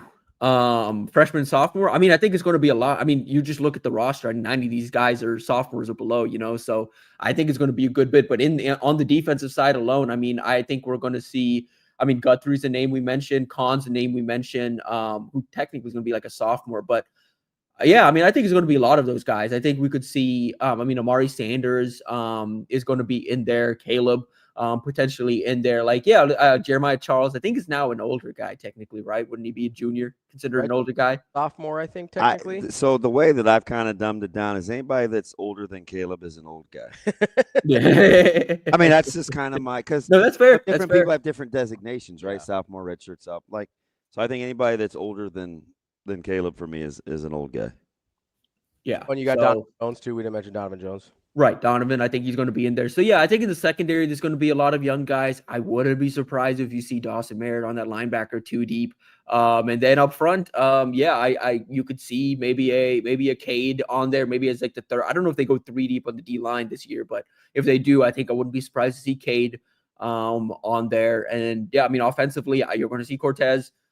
You're going to see Jeremiah probably rotationally, maybe not super early, but you're going to see Quinn. And you're going to see, of course, Ja'Cory and the rest of that, those young receivers, Keelan. So, I mean, I'm excited to see kind of how deep they go at Cincinnati. I don't have a prediction just yet. I know I'm not going to see y'all until next game. Like where I'm at, the way I'm leaning towards it as we get closer to it, I'm like, this could just look like Wisconsin again, where, it's maybe a higher scoring affair, but Nebraska kind of pulls away late, or it's never really close. And the final score is like, hey, Nebraska's like, I could see it being something like 41-31 or 41-28, something like that. So, Tim, you mentioned you're not going to see us again until after we've played a game. That means I need to get your win prediction from you today. I know that's everybody's favorite thing to do. Where are you thinking? What are we thinking about for win total? I think I'm going to be safe. I think I'm going to be relatively safe. I think I'm going to say 8. I'm going to say 8 just because I don't want to give them the benefit of the doubt of potentially slipping up at some point along the way. There are a few games I see on the schedule where I'm like for one example, I've seen a lot of fall camp buzz about Nico, and I look at that roster and I see a roster that is improved from last year, and that's a team that did beat Nebraska last year. At the same time, I do see Deshaun Foster acting a little, over the top a little bit in fall camp. I don't know if y'all have seen the reports out of that. He's kind of like close things off to media, and like I never liked that from a coach. We talked to what was our buddy from UCLA, Mike, and he's like, there were those little comments about what little we've gotten to see, and kind of Foster's demeanor, and I watched his vibe on the Big Ten camp tour too.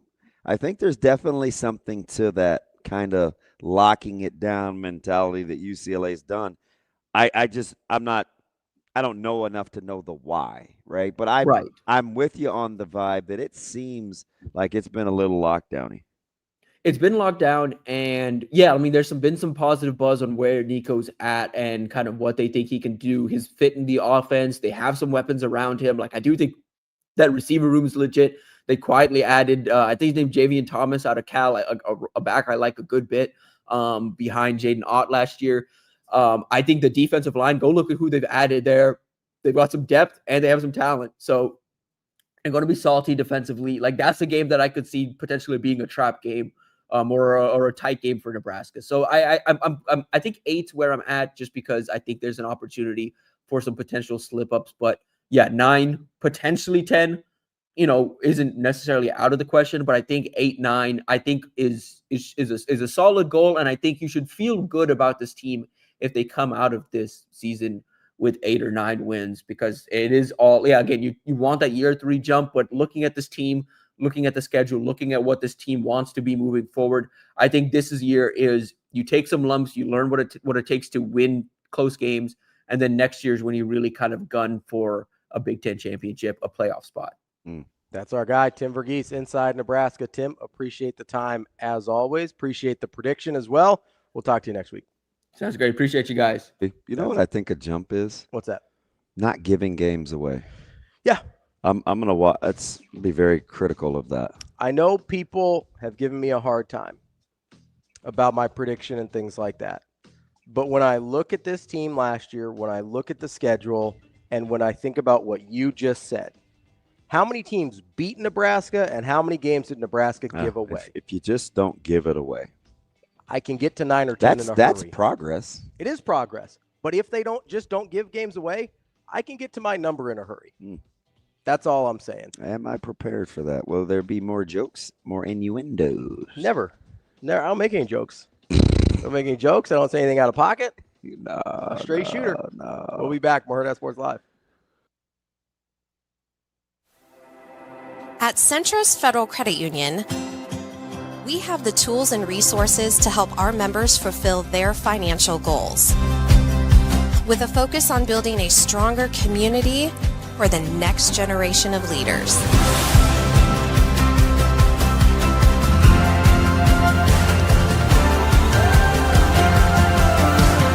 Centrist Federal Credit Union. We are where you are.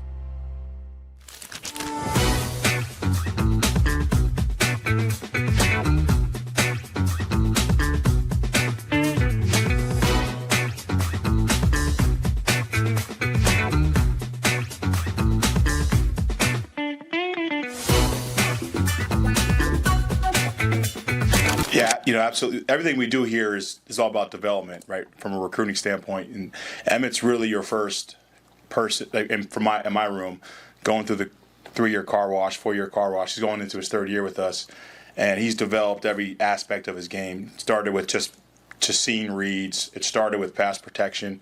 Now it's as he's accomplished all of the things of the running back position. Now he's really at the last stage and really focused on his body. Really focused.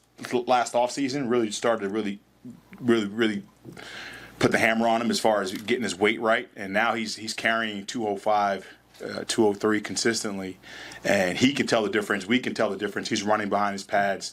He's getting physical when he needs to get physical. Everybody knows he can move laterally, but now he's starting to understand the difference between 205 and 193 and what that looks like, and so we're pretty pleased with that.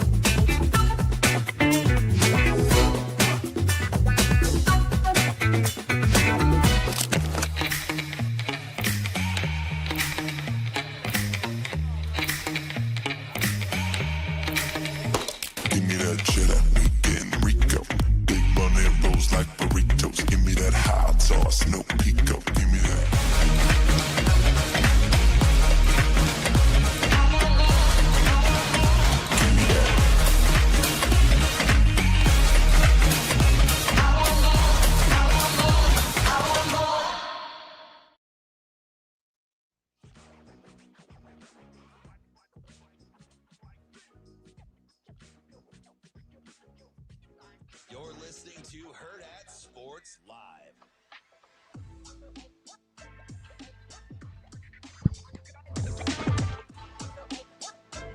Welcome back, Hurrdat Sports Live. That's DBM Ravi Lulla here from Hurrdat Sports Bar and Grill. Don't forget, we've got real football this weekend, which means you can get 75-cent wings tomorrow and Sunday here at Hurrdat Sports Bar and Grill at either location, La Vista or Gretna. Make sure you come check it out.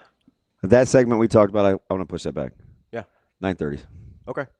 I don't like early. We got to make time. I'm just saying we got to make time. But that's on us. I understand.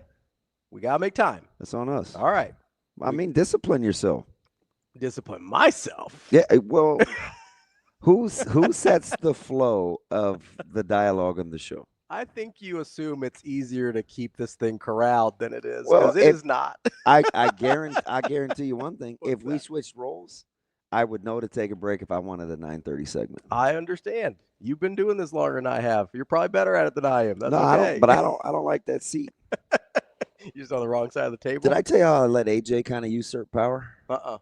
Yeah, I think he's more comfortable that way. Yeah, kind of He leading. ain't gonna get that with you though. Kind of leading. Yeah. I didn't want to hurt anybody's feelings, man, but I got to put Rico on audition. Yeah. Why didn't anybody rock with Suave when we get a guest, when we can do a guest person? I don't know. We kind of got comfortable with Austin, and Rico's going to get a shot next week, though. After I boot you, I'm going with Rico. Go for it. Wait, a shot when I'm gone? Yeah. Oh, On do you want me Thursday. to call you? Yeah. Can If I you want to. like whenever I want to? Yeah, just give us a call. I'll send you what the lineup is, so you know where the gaps are, and then you can give us a call whenever you want, whenever you're ready. One thing I'm really, really happy about is I don't have to be. Are you going to send me a link? Because I don't want anybody mad at me that I'm in front of my hotel window and the sun's coming through and my picture isn't good. Was that Minnesota? I was getting crushed by our own folks. Yeah, because that's when you were doing the show remote from the hotel room, and the backlighting wasn't ideal, but I appreciate you joining anyway. But guess what, though? Yeah. You know that's intentional. Do you think I want to be seen? No, I'm aware. Okay. This is why I had to take camera power out of your hands. I know. I can't even freeze my. I know. I can't even freeze my screen. I don't appreciate you just like.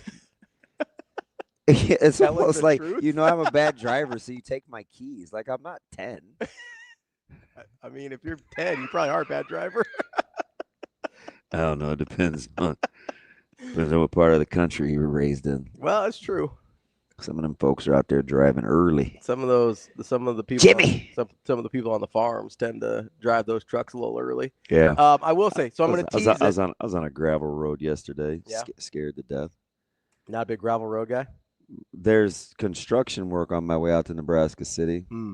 And Terry told me a couple weeks ago, he said, hey, I know your minutes are important to you. Mhm. I'm just telling you there's traffic from blank to blank with road construction. Yeah. But I didn't really have landmarks in my head of where he was talking about.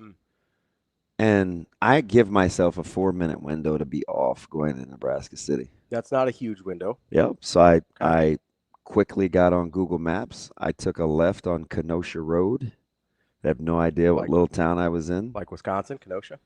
And was on a gravel road for 4 miles to beat the construction. But then when I came out, Mhm. I had to wait for those little escorts when you have to go one lane. Oh, when they have the sign and they're like, stop. When they've Yeah, got I had part to of the- wait for one of those. I hate those. So coming back, I took 50. No, I took 2 to 50. Yeah. Yeah, so I went up to Syracuse and then down 50. Was that more than your 4-minute window allowed for? No, so getting back home was 58 minutes. Getting there is 52. Ish. So you made it on time? Well, coming back, I wasn't on the clock. No, I meant getting down there. No, I was late, 12:07. Fresh, But I stayed until 1:10. fresh gravel roads can be a little tricky, by the way. Like when Yeah, they just put that layer out. Yeah, it's pretty shifty. Loose. Yeah, it's pretty loose. Yeah, I've been to enough places now. Gravel doesn't bother me. I don't mind gravel. It used to be when we were out at NCC. That's a gravel road the whole way out there on 114th, or at least it used to be. Yeah. I don't know if it still is. Haven't been out there in a minute, but so we got some reps on the gravel road out there. Getting it in. Yeah. I did want to say coming up. So the 9:30 segment that DB and I are talking about. I'm excited to let people know that our friends Warhorse Sportsbook is back for football season. We will be doing picks every Friday at 9:30 because I'm going to be able to keep the show on the rails, and we're going to do it at 9:30. Friday, so that is in between Jerome. Yeah, so we got to get Sautter out of here on time. And Matthew Aloysius, We gotta Matthew Pichu, We got to get Sautter out on time. Verzalian. Yep. So I'm just letting you know we got to get Sautter out on time. I have not. Group effort. I have not been in Piezons in 3 weeks. Oh, is he mad at you? No, I just. Are you mad at him? No, I don't think so. You don't. You don't know if you're mad at him or not? No, I'm still waiting on information for the alumni celebration week. When is that? I assume it's Michigan, but I know nothing. Oh, for like the 30th anniversary Yeah. or 30th reunion thing for 95? Mhm. There you go. But I've resigned You want to myself. point north and your fingers facing west, that's a you problem. I don't even remember what that was about. Who knows? As long as I If you get want Chuck Bednarik hands, you're going to let that baby rip. Oh, yeah, I remember. He's never shaken hands with Johnny Rogers. Them jokers are all sorts of crooked. Sometimes you can kind of see it when he does, like, he'll do videos sometimes and kind of talks with hands a little bit. And you're like, those hands have seen some better days. I've seen better days. That's a fair question, though. So I want to get back to the hypothetical that I asked you guys, and this led into the whole quarterback thing and the SEC and who was the 4th and 5th team. And then moving through the middle of the pack of the Big Ten and the whole thing. You remember this hypothetical I had? And I said, guys, how much money is the SEC leaving on the table by not adding 9th game inventory for the sake of getting a playoff team in and more piece of the pie? I said to you, Ravi, what would that number have to look like? I said this for a week, right? Because the only reason, and it is, we like to beat our chest now because we're already, thank you, it's a pilot car, TG. That's exactly what it is. Oh, yeah. That's exactly what it is. Good call. I got out, there was a Jeep in front of me, and I didn't know if he was going to turn left. And I was like, his window's down. He's kind of tapping on the roof. He's not going to be afraid if I get out. Right? It just seemed very inviting. Yeah. And I was like, hey, not to kind of jump ahead of you, but are you going to turn left or are you going straight? And he looked at me. He goes, no, I'm turning. I was like, okay, I'll just follow you. Because if he was going to go straight, I was going to go around him. But I wanted to ask first. He's a very nice gentleman. Keeping beat on the top of his Jeep. He's biding time. But anyway. So the SEC. Yeah, I know, right? And how much money are they giving See, away? I blame Tony. For giving up a 9th conference He said game pilot car like squirrel. versus how much money they could get getting a 15 Apparently they like playoff. apparently they like the guaranteed money of getting paid by the network for the library. Yeah, I mean that's Like, what was so hard about that? You kicked the can all the way down. When was I asking this? And I was being a Richard head about it too. I was like, just making some awful big assumptions that you're going to get a 5th team in the playoffs or the 4th team in the playoffs. So you know the funny thing about that is I don't even think a 5th team in the playoff gets you the number you need. Well, if you go In terms of what go 4-5, yeah. You think? Yeah, it's so I didn't know, Yeah. but I was talking to my man at Big Ten Information Committee. Oh yeah, the Twitter account. Yeah, my dude.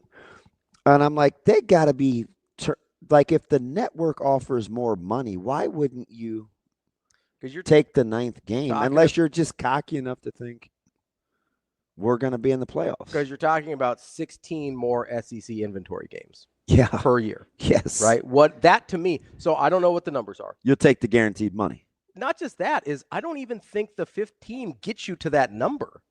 That's a lot of inventory. Yeah. And I don't think that the payouts of the college football playoff are currently enough to outweigh that. Right? Like, Because that's a big number. The only reason the SEC would do this is because you start looking at the payouts from the Big Ten and why the number distribution is so big. And why they just passed the SEC and TV scale. It's because of the inventory of the more 9th inventory. conference game. You can make more per game and you're making less money. And you're already in bed with with ESPN. Why not take the money? Yeah, you should take the money. You should just take the money. So we that was 4 months ago. Yeah. And it took Greg Sankey that long. I'm guessing. Was it just the posturing to see if they could get the deal? So here's the thing. It's the posturing to get the 5 and 11. That's what it was. I think. And I'm not mad at that really, because I do think Petiti offering ridiculous numbers for playoffs teams is to basically, it's like if somebody says, hey, what's it take to get you here? You overshoot your number so you can negotiate it down. Just be like, hey, I want this. They offer this. You meet in the middle, right? And look how fast it happened. We're talking 2026 now, right? Yep. Next year. Everybody's going to be scheduling like Indiana. Let's go.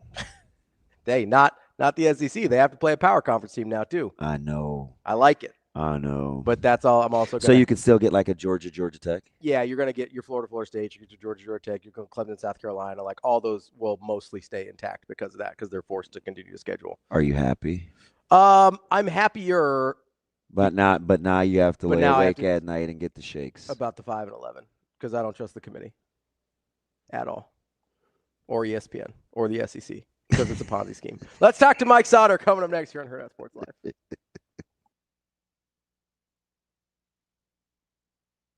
Carter, coming off his surgery that he had in January, is moving around really, really well right now. Just every day, he's still, we talk about he's still been in less than 200 or 50 double teams in his lifetime. So just getting used to play in the box in that area, all the receiver stuff, route running things, that comes with ease for him. He's really athletic and has some great traits and can be a mismatch out there. Where he is there is good. We just have to get the physical component for his game to catch up, to everybody else. Heinrich, from spring to now, is a total different tight end. I'm really proud of the steps that he's taken from the spring to the summer camp, from week 1 to week 2, from week 2 to week 3. He's working at it. He's getting more comfortable playing the physical nature of the position, and look forward to seeing what he does this season moving forward, because he's just going to keep getting better and better. He's got a lot of upside.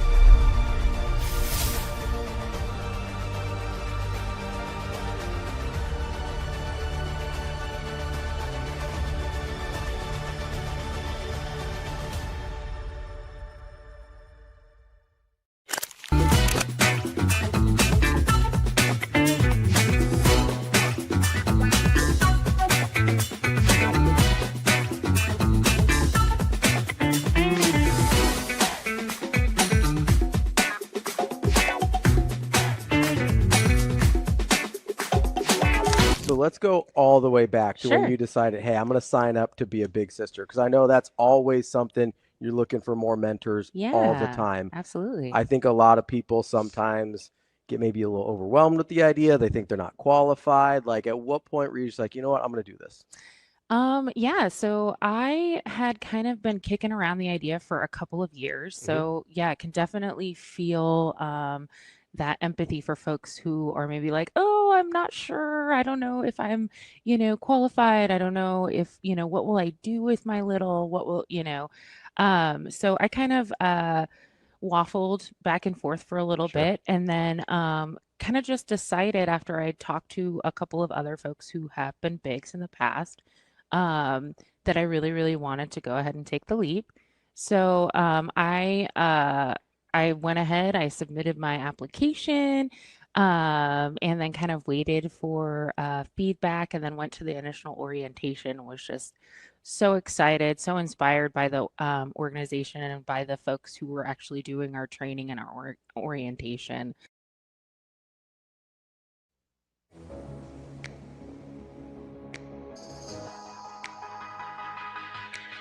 Welcome to Hurrdat Sports Live. Welcome back, Hurrdat Sports Live, presented by Centris Federal Credit Union. That's DB. I'm Ravi Lulla here at Hurrdat Sports Bar and Grill, reminding you that you need to be a lifelong learner, especially with your financial education. Whether you're looking for a lighthearted advice from vetted experts or want to learn on your own, Centris Federal Credit Union has the financial education resources for you right at your fingertips. From podcasts to their education center, enrich Use their social media channels as well. You can learn everything you need to know about your financial education. Go to centrusfcu.org to start finding out more and to start learning more about your financial future. Federally insured by NCUA. We are waiting on our friend here, Mike Sautter, to join us from NEBPreps and Hurrdat Sports. He's logging in now. And had a little battle at the Buell yesterday. Our Yeah. guy Austin was out there covering the festivities. So they did one. I'm not sure who shot it, but did you see the field level view from the Hurrdat Sports account? Yeah, that was kind of pretty. That was pretty cool.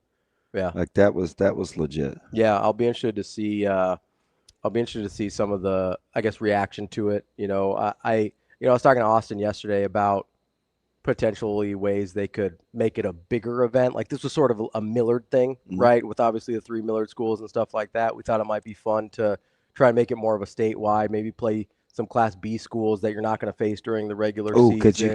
Could you see Coach Scott Saunders just bringing Scud on over? That's what I mean. Like play like Millard West and Scott, or like Millard North and Norris, or like there's some really good teams out there in some of the smaller classes. Yeah, that I think would be really fun. That you're not going to see those matchups in the regular season. I think that to me would be sort of the ideal place that this moves forward to make it more of a statewide event, bring people in from outside of Omaha, have it be a cool thing like that. I think it'd be nice. I'd rock with you. I'd be down for that. Do we have Mike, Shane? Yeah, he's here. There we go. That's our guy Mike Sautter from Hurrdat Sports and NEBPreps. What's going on, Mike? Oh, not much. Just was working on some Sandy Creek Cougars and Central City Bison notes before I head out a little west later this afternoon. So what time are you going to Central City? Let's see. Sandy Creek is 4 to 5:30 for their scrimmage, and then 6:30 to 8 is Central City. Yeah, so got that little hour drive window in there. No, I hear you. Not too bad. Let me ask you something on the heels of what happened with volleyball yesterday. I both consume a considerable amount of high school sports. And if you don't pick an individual sport, so for all intents and purposes, take wrestling out of it. And you're just going to do kind of the top. So let me just ask the question. What sport do you think is would reflect or be the least dependent on what class you're in if you want to multi-class an event? Oh, good question. Probably volleyball. I almost said that. And talking about volleyball, I'm trying to picture like Norris and Scott playing in is it volleyball? Yeah, if you're talking non air quotes individual sports, yeah. So like wrestling's out, track's out, swimming's out, tennis is out. I just the team sports. Yeah. And track has times and measurables too. Right. Yeah.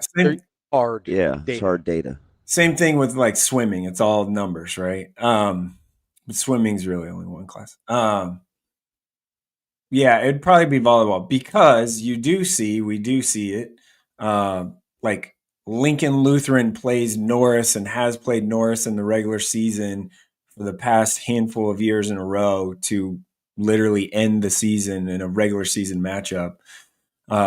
Next weekend, how about if you're Bellevue West, what a headache you have next week, because you have the Bellevue West invite, which is probably the closest thing to a state tournament feel you'll get in volleyball.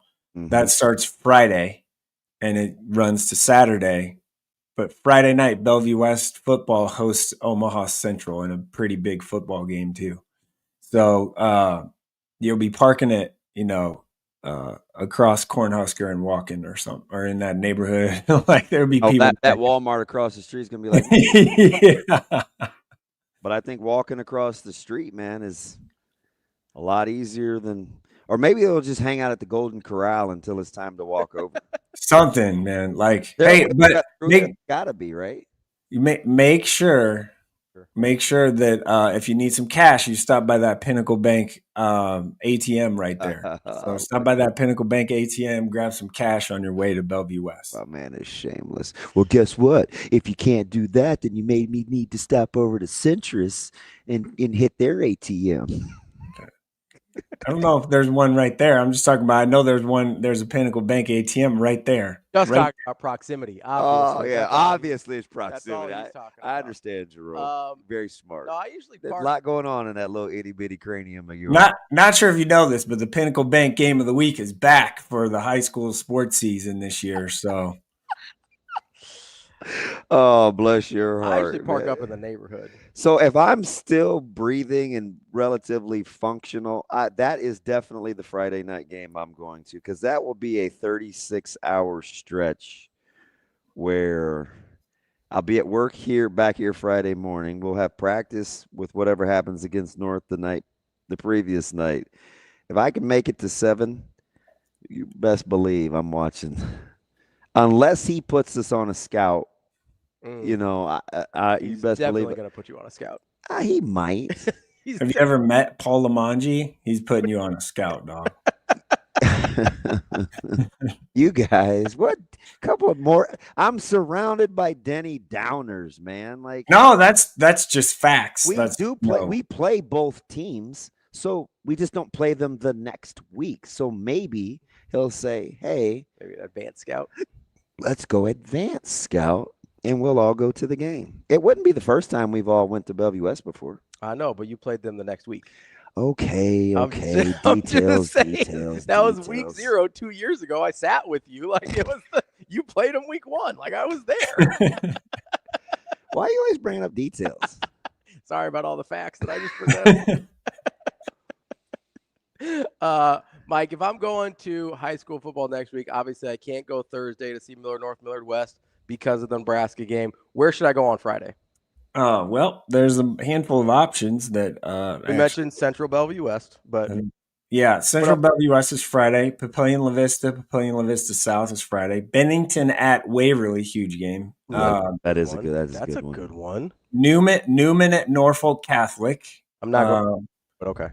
Gretna at Elkhorn High. Elkhorn North at Pius. Scott at Norris. You could. Interesting. Yeah, you could. That's got to reload on the fly. I could what? You could go to Sydney at Cozad. That's where Austin's probably going. Yeah. Omaha Gross at Lakeview. Ashland Greenwood at DC West.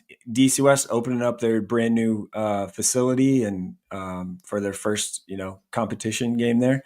And then a bigger one, pretty big one, I think, is Boone Central at Cedar Catholic. Wow, out of the gates. That's a lot.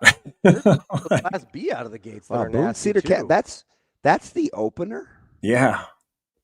I'm probably sticking in either the Omaha or Lincoln regions. I'm probably not going west of Lincoln. Elkhorn South at Lincoln East. That's interesting. Or sorry, Lincoln East at Elkhorn South is another one. Flipping. So you mentioned Gretna Elkhorn. How's Elkhorn going to be this year? New coach, new system, it's going to look a total way different. Coach McVeigh comes over from Gretna, and if you remember, Coach McVeigh was at Bellevue West as the defensive coordinator, and then he went to Gretna, and now he's the head coach at Elkhorn High. So I'm guessing personally, he's a guy I like. Yeah, I'm guessing they're going to open it as up. a person. Yeah, they're going to probably open that offense up a little bit. It's going to look a little different, I think, defensively. Obviously, they're going to open that up too a little bit, I think. I would just assume that's what he's ran before. Hey, remember, Wade McVeigh was it 2021 when Bellevue West won it? Last time they won it, was it 21? Was it that recent? I thought was it 19 or 21? I know 19. I know. Did they win one after 19? Yeah. Whichever one that was, if you remember, that game, the state championship game was in the snow. I remember interviewing Coach McVeigh afterwards because they had finished the season giving up 63 points total for the whole season. Yeah. I don't think we didn't have that number in mind for a couple years later for season point totals given up. Yeah, but that's insane, really. If you think about it, Because even like the JV portion of the game in the fourth quarter, you're still not giving anything up. Was there a team a few years later that gave up something in the 40s? Oh, I don't know. Was it? I think they had 11 shutouts that year. I don't know. I don't know. But I'm just, coach. So that's Coach McVay at Elkhorn. So it's going to look a little bit different. Was it Miller North? Funny, man. Hey, can I ask you something about him? So you know I'm a huge AB guy, and Robbie, turn your ears off because I don't want to say. I hate to even bring up Miller North, but I love their AD. I love their principal. I'll rock with Miller North, and I'm an AB guy. Is that kind of that confidence, kind of that bravado? Like you watch him work, he's got the hoodie, the glasses, the flat bill, the cool delivery. Like is his team is Miller North to the point now where they kind of pick up on his, he's got the super likable staff, like the confidence vibe. Do they have his swag? I think so. Yeah. I think going into year 2, year 1, you're going from Coach Petito, who never had a whistle at practice, which is very different. And I know. I asked 2 of our coaches. We got 2 guys that don't carry whistles, right? And I'm like, how do you never have a piece of paper? You never have a whistle. How do you coach? And they inevitably know how I feel about Coach Petito, and that's what gets thrown in my face. Well, how about you? And I'm like, all right, when you get 43 years under your belt and multiple state, we'll rock. But got a handful of state titles. But that's what they used to. That's what they used to muffle me. Hey, watching Coach Petito work at practice it was awesome. Like, because he just, it's not even like he didn't even blow a whistle like with his mouth. He just was like, all right, and like people would just stop. It was not a lot of screaming, yelling, nothing like that. It just the respect factor that he had was phenomenal. And he's going in the Miller North Hall of Fame, by the way, in a couple weeks here. So next week. Actually. Yeah, next week. Yeah, because that's the same day they're renaming Eric Crouch Street. Eric Crouch, yeah. Mm-hmm. Not that I would know. Just no. Our guy Behringer sent me. He sent me the thing. He's like, "Hey, you should come." I was like, "All right, dope. I'm there." Man, we'll be there. Hurt my feelings. I knew him way before you did. I've even hung out with him. Yeah. I don't get any invites. Well, you're not a Miller North guy. Oh, that hurts. It's probably fair. Shut up, Jerome. Nobody asked. You just said, I don't want to shut your ears, Ravi. I don't want to give any love to. Is that how I said it? Kind of. You're imitating. They might have put a fudge in there. Really giggling, Gary? Is it that funny? It's a little funny. That's cute. Jerome, I want to get back to business here. Okay. What do you expect to see? You've been to both camps. How about Thursday night with West Side and North? No love loss. I mean, clearly it should be pretty intense. Like what? Coach Samanji, Coach Martin go way back. They've got a great working relationship, though. But what do you expect to see after seeing both teams in camp? Yeah, I don't think there's a lot of I don't think there's animosity or anything, right? I don't think there's that, right? I don't feel that anyway. Oh. And I was gonna say super respected coaches. They both, both of them really respect each other. You could probably say they're friends. I don't know. I think that game's probably closer than people think it'll be. Who thinks it's not? It's 2 top 4 programs. Who thinks? Okay. Here's where this is. All the conversation, and I have not, said this publicly yet. But the tiers, right? We have, Miller South, clearly a tier by their own, no question, clearly a tier by their own. And then West Side's clearly a tier by their own too. And then it's kind of a handful of Omaha North, Elkhorn South, those kind of teams in that next kind of tier, but they're way down the list. That's the conversations that people have had with me. Okay. And I'm I don't know, man. I think North is probably better than we think. Now, caveat to North, losing 4 of their 5 offensive linemen is not great, especially against West Side in week 1. Not awesome, right? Doesn't really give you a lot of confidence. So if they can get that kind of wrapped together, I think that game has a chance to be pretty good and pretty competitive. Hopefully there isn't a 2-hour weather delay at halftime or whatever. For you, what you see with what they want to do, how closely is what they decide to do at quarterback related to what they want to do up front? Well, it's going to be Elijah Cannon at North, right? He's going to be their quarterback. Super solid, right? Like, was really good in 7-on-7 all year. Obviously, he helped them win it. But their strength of their team is running the ball and Drawn Cannon, which, by the way, they're not brothers. Running the ball and getting the ball to Darian Jones is definitely a thing. Like, they're going to do that. They're going to try everything they can to do that. Their real strength is their back end of their defense, second level and their third level. Their defensive backs are really good. You put Jones in there. Jermaine Dortch is one in there. Their linebackers, led by Max Clark, is obviously can get to the ball and find the ball. That's their strength. Again, the upfront thing is, like Marquise McIntyre-Daly is really going to have to step up big time up front for them on the defensive end. So, they're playing Max Clark a little bit of both ways too, which is, that's a pretty solid blocker, right? Is like a tight end, displaced tight end, slot guy. He's so stinking smart. Yes. His football IQ is through the roof. So I think if anybody can make that adjustment, I don't worry about his fitness. I mean, he's a monster, but his football IQ is pretty high. Yeah, he's great. When you have 33 tackles for loss or whatever he had last year, that's pretty good. Well, I think 6 were against us. No, I'm dead serious. No, I know. If you're us, right, you go Purify and Eli and Braylon Warren. Right.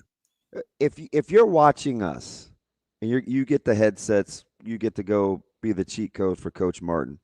Are you taking away the perimeter, or are you starting with Tate?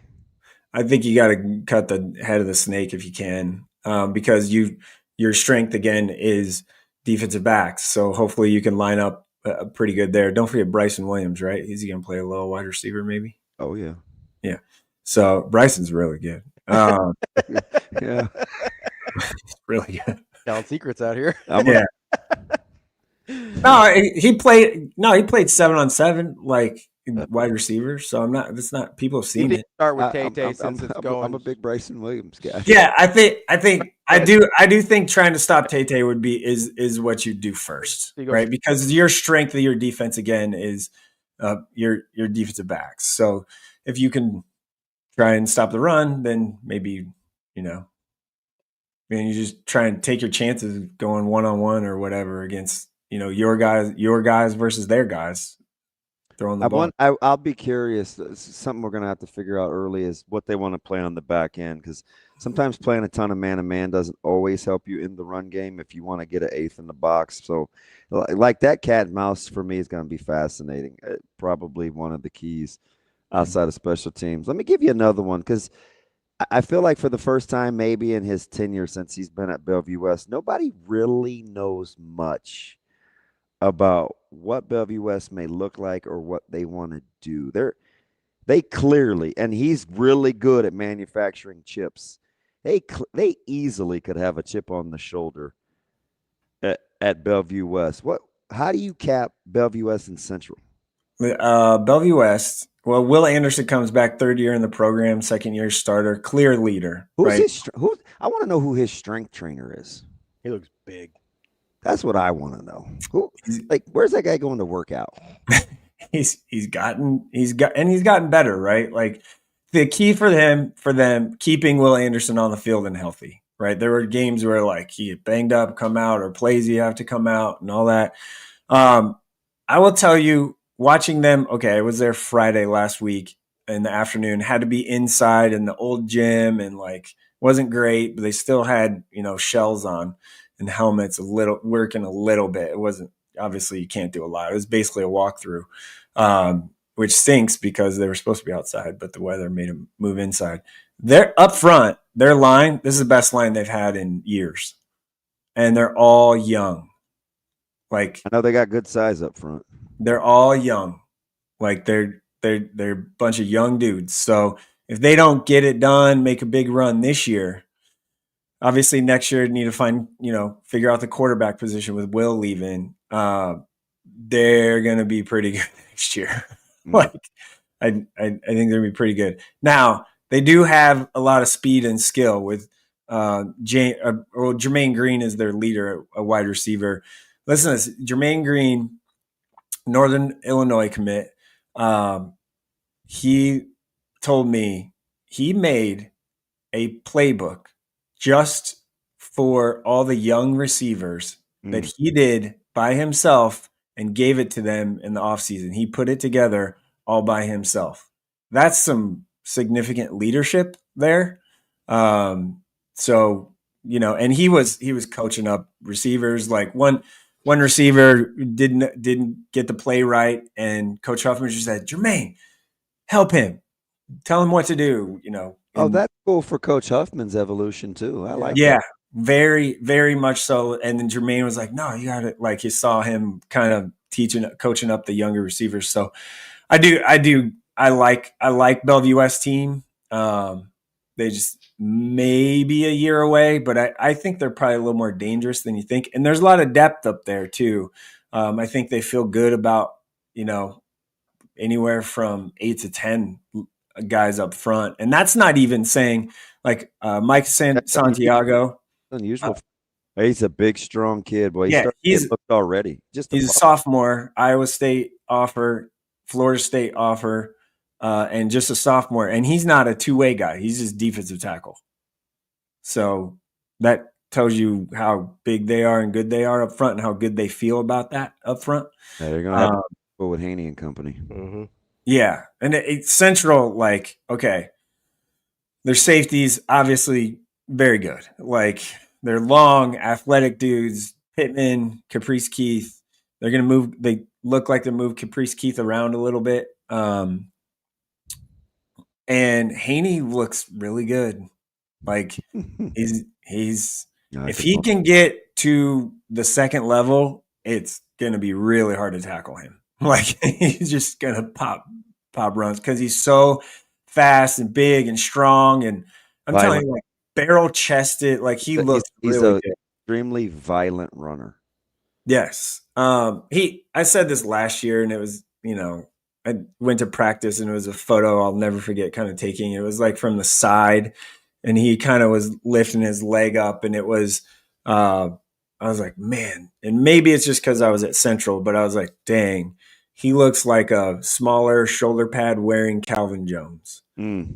Like, because Calvin wore those big shoulder pads back then. But that is like hollow ground, but I'll rock with it. I mean, just, it was just probably the Central comp. But and then, they have some speed at Central. Like Yasir Grigsby's a nice player, had a nice year as a freshman last year. He's going to two-way. So Central does have a lot of guys playing both ways, right? Caprice and Torrey, they'll play receiver too.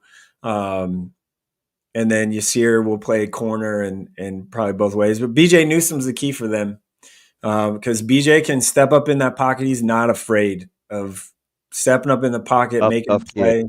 Like really tough, really smart. There was a little like chippy going on at practice, and he just walked over and was like, hey, not like leadership there. He kind of walked into that and kind of stopped it. So that's totally his dad. That is Bernard through and through. Are you and Jacob having a watch party tonight for volleyball? Jacob will be covering it. Like I said, I'll be at Sandy Creek in Central City for practice. Man, so. You got to get back in a hurry. I mean, it's Pitt. Hey, man. It'd be nice if it was Pitt like 6 years ago, even though you are going to get the returning player of the year. But I mean, you could have had a watch party in Platteview if it was a couple years ago and it was Pitt, right? Yeah, right. Yeah.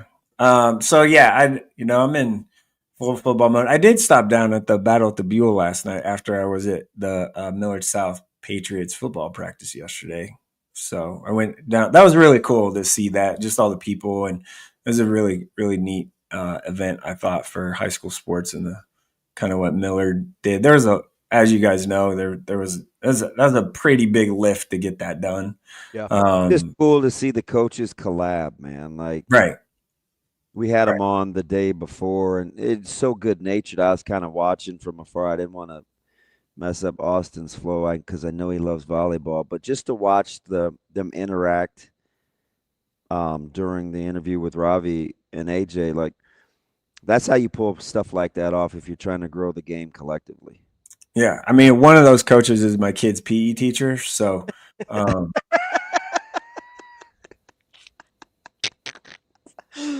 Oh, for real, they are. Like, no, Well, I understand. he talked about Wessel, right? He talked about teaching elementary. I didn't say the name. He said he taught elementary. What do you want me to do with that? He already said it on air. Listen, hey, Jerome, he's been running his mouth all morning. So hey, Wessel, though, go Flyers. You're silly. All right, buddy. All right, Mike. Enjoy. I don't know what the defender thing they're trying to do up there, but Flyers all day. Shots fired. Enjoy the weekend, and we'll talk to you next week. Yeah, Lincoln Southeast tomorrow morning. So looking forward to seeing them too. All right. There we go. That's Mike Sautter, Hurrdat Sports, NEBPreps. Real quick, I just want to say something. That's 2 weeks in a row I have not cussed on this show. Let's go. Proud of you. Proud of you. Hey, do you like my bobble? No. Stupid. Hey, watch this. Got a new addition. Brees Hall. Thanks to Connor. Sorry. Yeah. We just got Brees Hall here. Colin. I love you, Jerome. Colin Stillen. Card guy. He gave me this. There you go. All right, buddy. Go Brees. Glad it came to you. That's Mike. Hey, you know how many names I've gone through in my brain in the last 2 weeks? A lot. Oh, dude. Yeah. Okay, bye. We'll be right back with Bet On It, brought to you by Warhorse Sportsbook here on Hurrdat Sports Live. At Centrist Federal Credit Union, we have the tools and resources to help our members fulfill their financial goals. With a focus on building a stronger community for the next generation of leaders.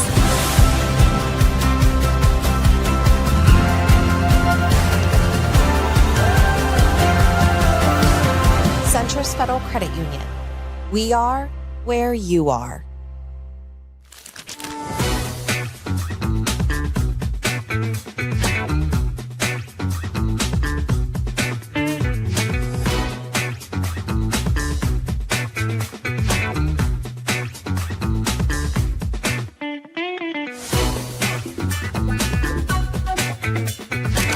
Yeah, absolutely. Everything we do here is all about development, right? From a recruiting standpoint, and Emmett's really your first person. And in my room, going through the 3-year car wash, 4-year car wash. He's going into his 3rd year with us, and he's developed every aspect of his game. Started with just seeing reads. It started with pass protection. Now it's as he's accomplished all of the things of the running back position. Now he's really at the last stage and really focused on his body. Really focused last offseason. Really started to really put the hammer on him as far as getting his weight right. And now he's carrying 205, 203 consistently, and he can tell the difference. We can tell the difference. He's running behind his pads. He's getting physical when he needs to get physical. Everybody knows he can move laterally, but now he's starting to understand the difference between 205 and 193 and what that looks like. And so we're pretty pleased with that.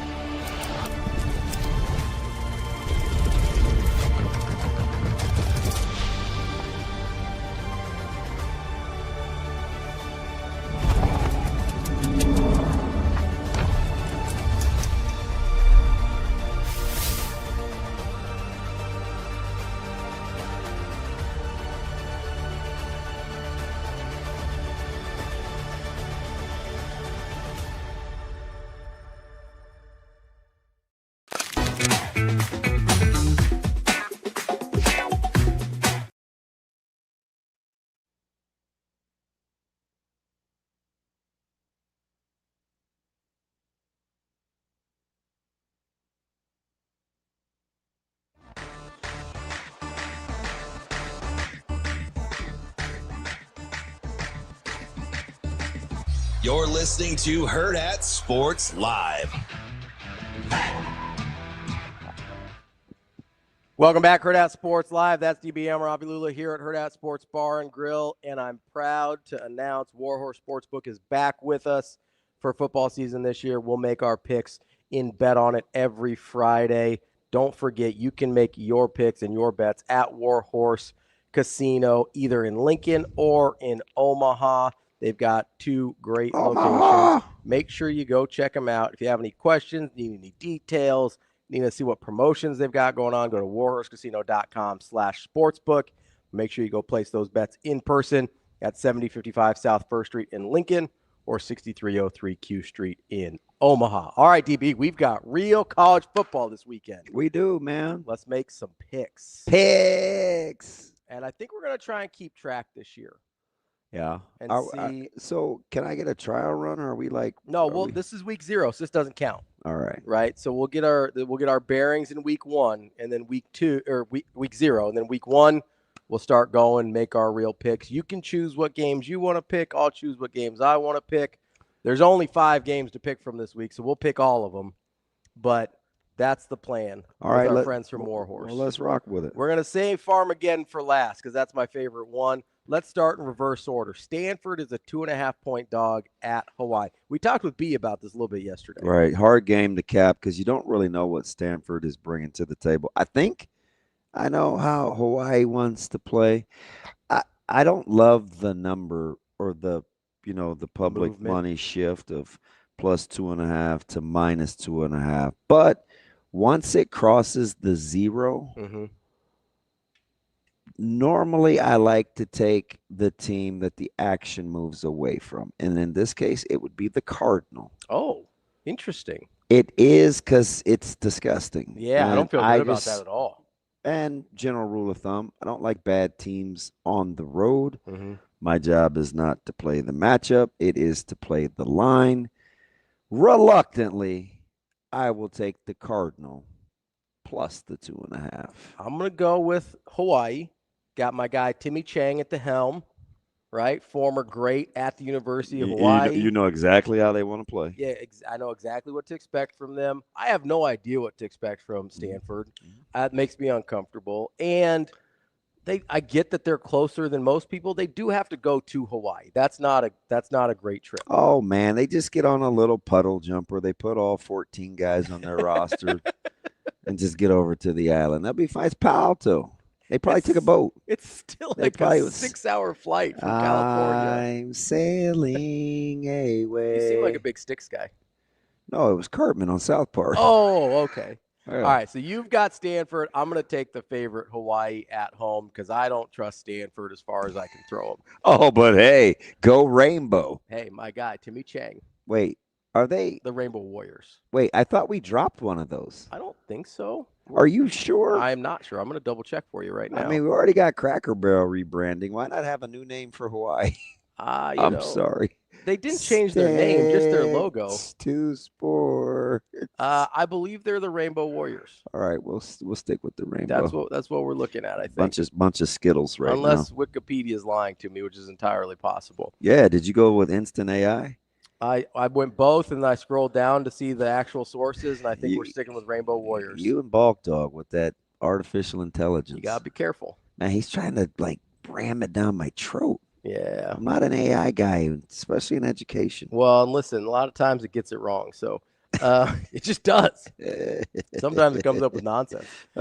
Shoot. Sam Houston, 10.5-point dog at Western Kentucky. Yeah, I like the Hilltoppers. 10.5 is a lot in an opener. Yeah, I don't love the number. That's fine, man. But I can't in good conscience take Sam Houston. No, I want you to. I'm not going to. You can't make me. Well, I mean, big whole language guy, right? Why would you seem like a guy that would take a team that spells cats with a K? It's Bearcats. I think you should go with, win one for the Alamo team. Much like Nebraska's got next week, we're not rooting for any Bearcats in the openers. Yeah, I'll take WKU and lay the 10.5, all of it. This one I think is super interesting. Fresno State, 13-point dog at Kansas. I think this one's super interesting because I think that number's too big. I like Fresno State. I like Matt Entz. I think that could potentially be a really good football team relatively. I don't know what to do with Kansas. I don't know what's left of Jalen Daniels. There's rumors about that guy like limping around campus like he's 80 years old. I have no idea what to do with them. And does he get ARP? He might. I think it's biological age, not how he feels. Because if it was how he feels, he would definitely be getting them Social Security checks already. Yeah, I might have to go get a loan from my guy Buddha Wright at this rate. I know. I mean, I think Daniels is arthritic at this point. I don't like my chances there. I do think Fresno State's good though. I think that number's too big. Yeah, I'll take the Bulldog as well. Absolutely. 13.5, too much. This one's interesting just because of one of the teams involved. Idaho State at UNLV, 26.5-point favorite. It's a huge number, but I'm absolutely fascinated by the Dan Mullen situation at UNLV and what he's attempting to pull off there. I don't know what to do with it. Is Idaho State in Pocatello? We're going to look it up. They seem like a big why is Pocatello on the brain for me? I have no idea. I think I'm right. I don't know. It is in Pocatello, Idaho. Let's go. Well Give me done. UNLV just for that reason. Well done. I'd lay all 26 in the hook going away. I don't know how Idaho State's going to get a stop. Yeah, I'm going to assume just on pure talent, this one's going to overwhelm them. Yeah, there'll be a ton of points scored in this one. What's the total? 60. It's in the 60s guaranteed, right? The total for 65.5. Yeah, there's going to be See some. how quick I got that for you? Are you learning how to Google? No, I just happen to have it up. Oh, at least you're honest. I can respect the hustle. Yeah, give me the Rebel. All and, right, all 26.5. I agree with you on that one. Kansas State and Iowa State, Farmageddon across the pond over in Ireland. Kansas State's a 3-point favorite here. Talked about this one a little bit with B. Edwards yesterday as well. Coming at you from Aer Lingus College Football Classic. That's the name of the thing.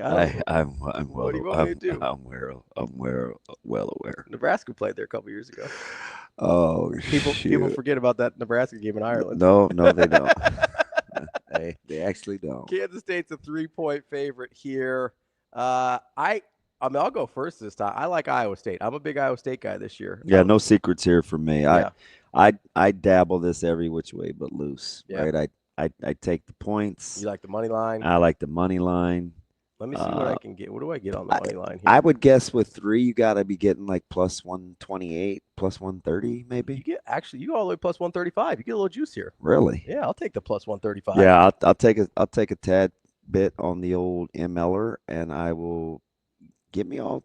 Listen, I'll take those 3. I think the points are a gift in this one. I think they went out right. I'm always going to take the points. I agree. I'll take it. It's a 51.5-point total. How do you feel about the total in this game? So what's that put me at? 27-24? Basically, yeah. 28-24 if you're over, yeah. Seems like both quarterbacks are better than that. I don't totally trust Avery Johnson. I don't know what to do. Like I don't know. That's interesting because there's not much difference in the consistency between he and Beck. Are you going with just the year 2 thing? No, just like the way they make Is me it the feel pretty when I hair? watch them. What is it just bugging? how I feel when I watch What's bugging them. you about Abe? I don't think I think he gave away the sports car. Did you read that the other day? Oh, good for him. It's like That doesn't really change how I feel. I'm from Manhattan and I'm not a bum. Did he sing that? No, that would be the Beastie Boys, and it's a different Manhattan. Yeah, that'd be Mike D.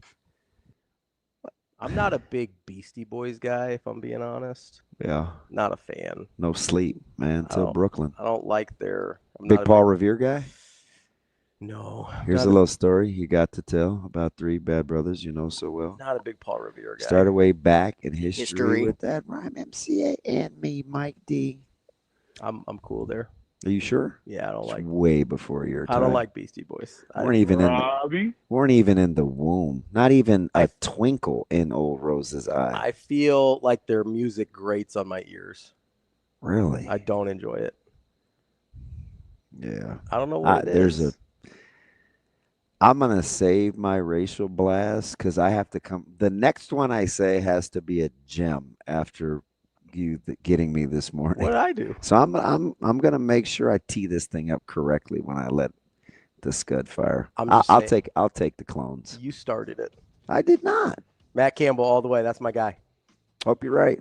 Get them off to a good start before they got to see the old Hawkeyes. That is Bet On It, brought to you by War Horse Sportsbook. Make sure you get out to their location in Lincoln or in Omaha. That's Bet On It by War Horse Sportsbook. Coming up next, Matt Vrzal to wrap up the show and the week here on Hurrdat Sports Live.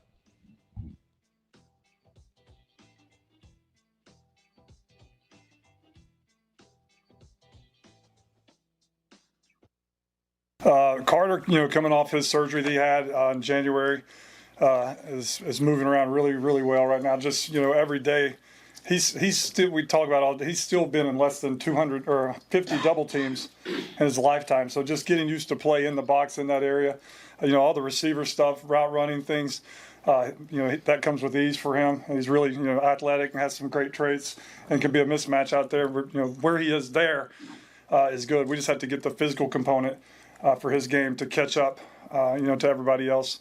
Heinrich, from spring to now, is a total different tight end. I'm really proud of the steps that he's taken from the spring to the summer camp, from week 1 to week 2, from week 2 to week 3. He's working at it. He's getting more comfortable playing the physical nature of the position, and look forward to seeing what he does this season moving forward, because he's just going to keep getting better and better. He's got a lot of upside.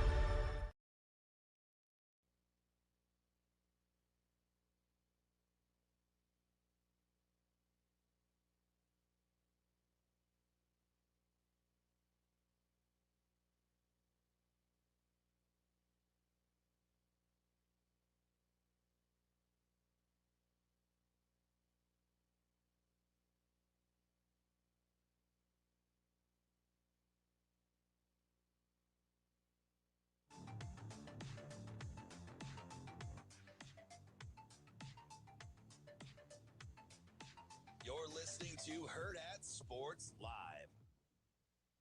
Now let's find out what Matt Vrzal is better at: telling stories or making pizza. Matt.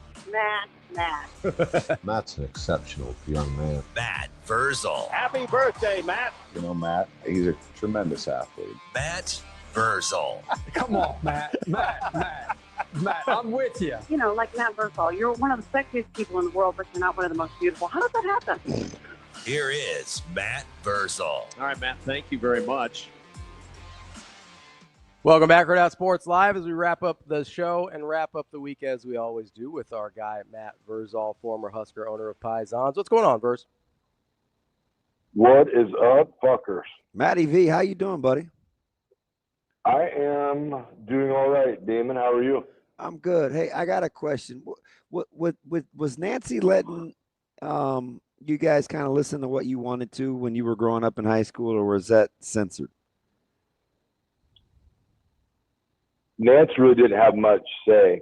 By the way, shout out to my guy Cash Butenbach. Happy birthday yesterday. Oh, happy birthday, Cash with a K. Happy birthday, Sugar Shane. A couple days. That's right. I forgot Sugar Shane's birthday. Oh man, I'm sorry, Shane. Yeah, Shane, I look out for you. These two turds don't. Okay, so. Oh. All right. Here's a good story for you. Awful early to be kind of turdy, isn't it?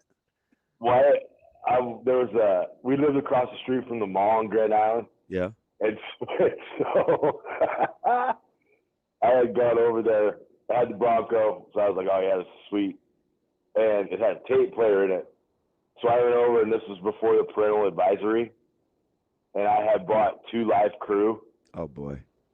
And so I kind of had it hidden in the Bronco. Just head first into lyrics, huh? Just no toe in the water. Well, I think I had the Beastie Boys. No, it wasn't the Beastie Boys. No, that would be great, Verz. Everybody needs a little bit of this in their life. You know what I mean? I had Run DMC Case. What do you think? That's a great song. Is And that not a classic? I can do that on karaoke too. So anyway, now that I want to see. I would pay to see that. 100%. BC Boy, that song, Paul Revere, Bust a Move by Young MC. Okay. And I don't just stand there, bust a move. And Devil Went Down to Georgia. I will bust all those out on karaoke. But we're doing Run DMC Case, took the 2 Live Crew cassette and put it in the Run DMC case. So I was like, man, I'm pretty smart.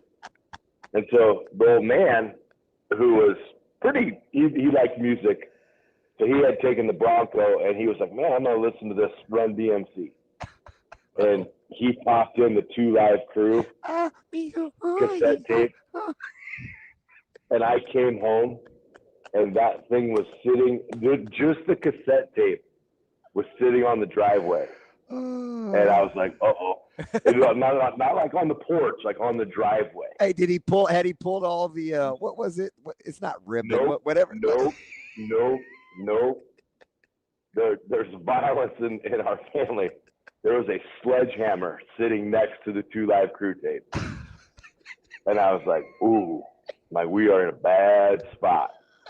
And I thought I was just going to be able to sneak inside. And just like I have a movie, the garage door goes up. And I was like, oh, man. Not a word was said. Eye contact was made. My 5'8" father picked up the sledgehammer and smashed the 2 Live Crew tape. Out here acting like John Henry or somebody. Threw the sledgehammer over his shoulder and looked at me and did not say a word, but the message was clear.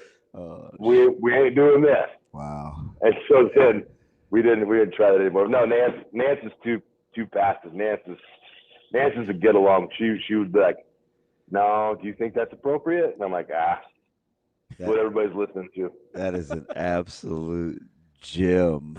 I'm a little surprised you didn't hand the sledgehammer to you and make you do it. Weren't you like, but Pops, man, it's Uncle Luke. Yeah, I got you, Uncle Luke, Matthew. Oh, that's beautiful. Hey, I've been meaning to ask you, man, as they'll probably release some sort of a depth chart here coming up in Nebraska. We talked last week about, depth, and for you, I get you cross-train. I get it.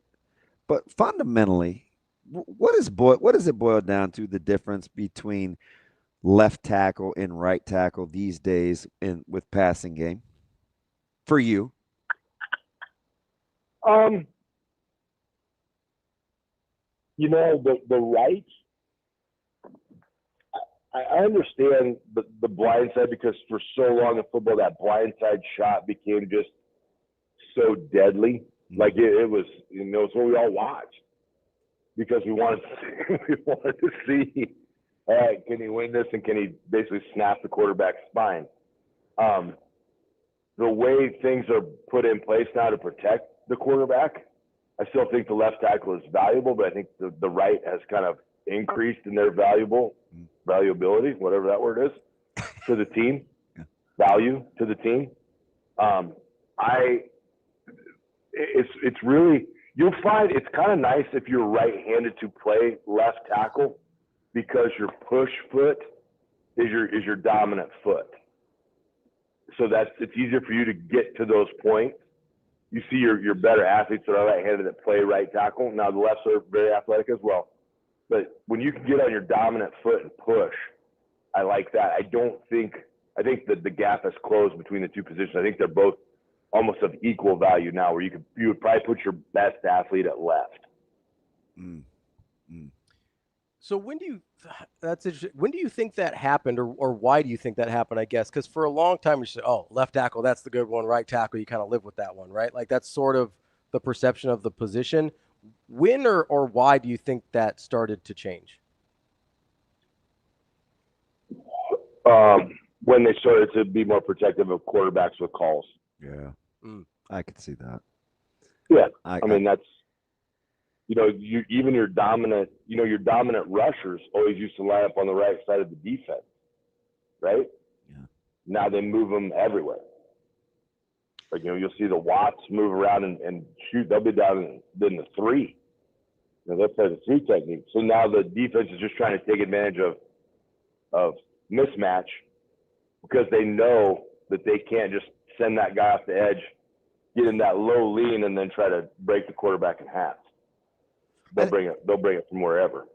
I think the RPO and the quick game, and kind of how the passing game of the NFL is, I think, changed it too. Because I was talking to a coach yesterday about like true drop back in college football, and he's roughly kind of just rifling through like 5 or 6 teams that are really good with like 5 to 7 step drop. He said the rest of these passing games are so conceptual based on like the meshes and then RPOs that, pass protection is kind of like just getting by these days, because there are so many other things with the rules changes where you don't get those 5 to 7 traditional deep dropbacks. That seemed like a good point that I guess I wouldn't have thought of either. Yeah, that's fair. Offensive is, and honestly, a lot of coaches that don't have the luxury of just having a big set of monsters up front, that's what they did to counteract that. It's like, yeah, you may have a great pass rusher. I doubt he can get here in 1.3 seconds. So good luck. And now he can go run around and chase, my little receiver on a tunnel screen, or go chase a flat route, to try to jump on the pile. You bet. Let's do that. Yeah, it's just the game will always evolve. Like the times of the old NFL where LT would come off the edge and try to kill people, and then the offensive coordinator on the other side was so stubborn. He's like, nope, this is what we're doing. We're doing this. Now it's evolved where it's more of a chess match. I saw a ridiculous stat the other day. Of course, they were overanalyzing, and I know you don't like him, but I'm just defending him now because you know me. It's like the contrarian. Since everybody's gone out of their way to kill Caleb Williams, I'm like, man, I sure hope he does well. But anyway, they were putting the digital clock on him in terms of getting the ball out of his hand. And he was something like, I don't know, I think he was 6 of 6 on balls that came out of his hands in 3 seconds or less. Like that is true quick game, right? Did you ever think you'd get to a time where the balls were coming out? We started with the 7-on-7 5-second clock, then it was 4-second clock. Now 3-second is actually quick game. I mean, that thing is moving.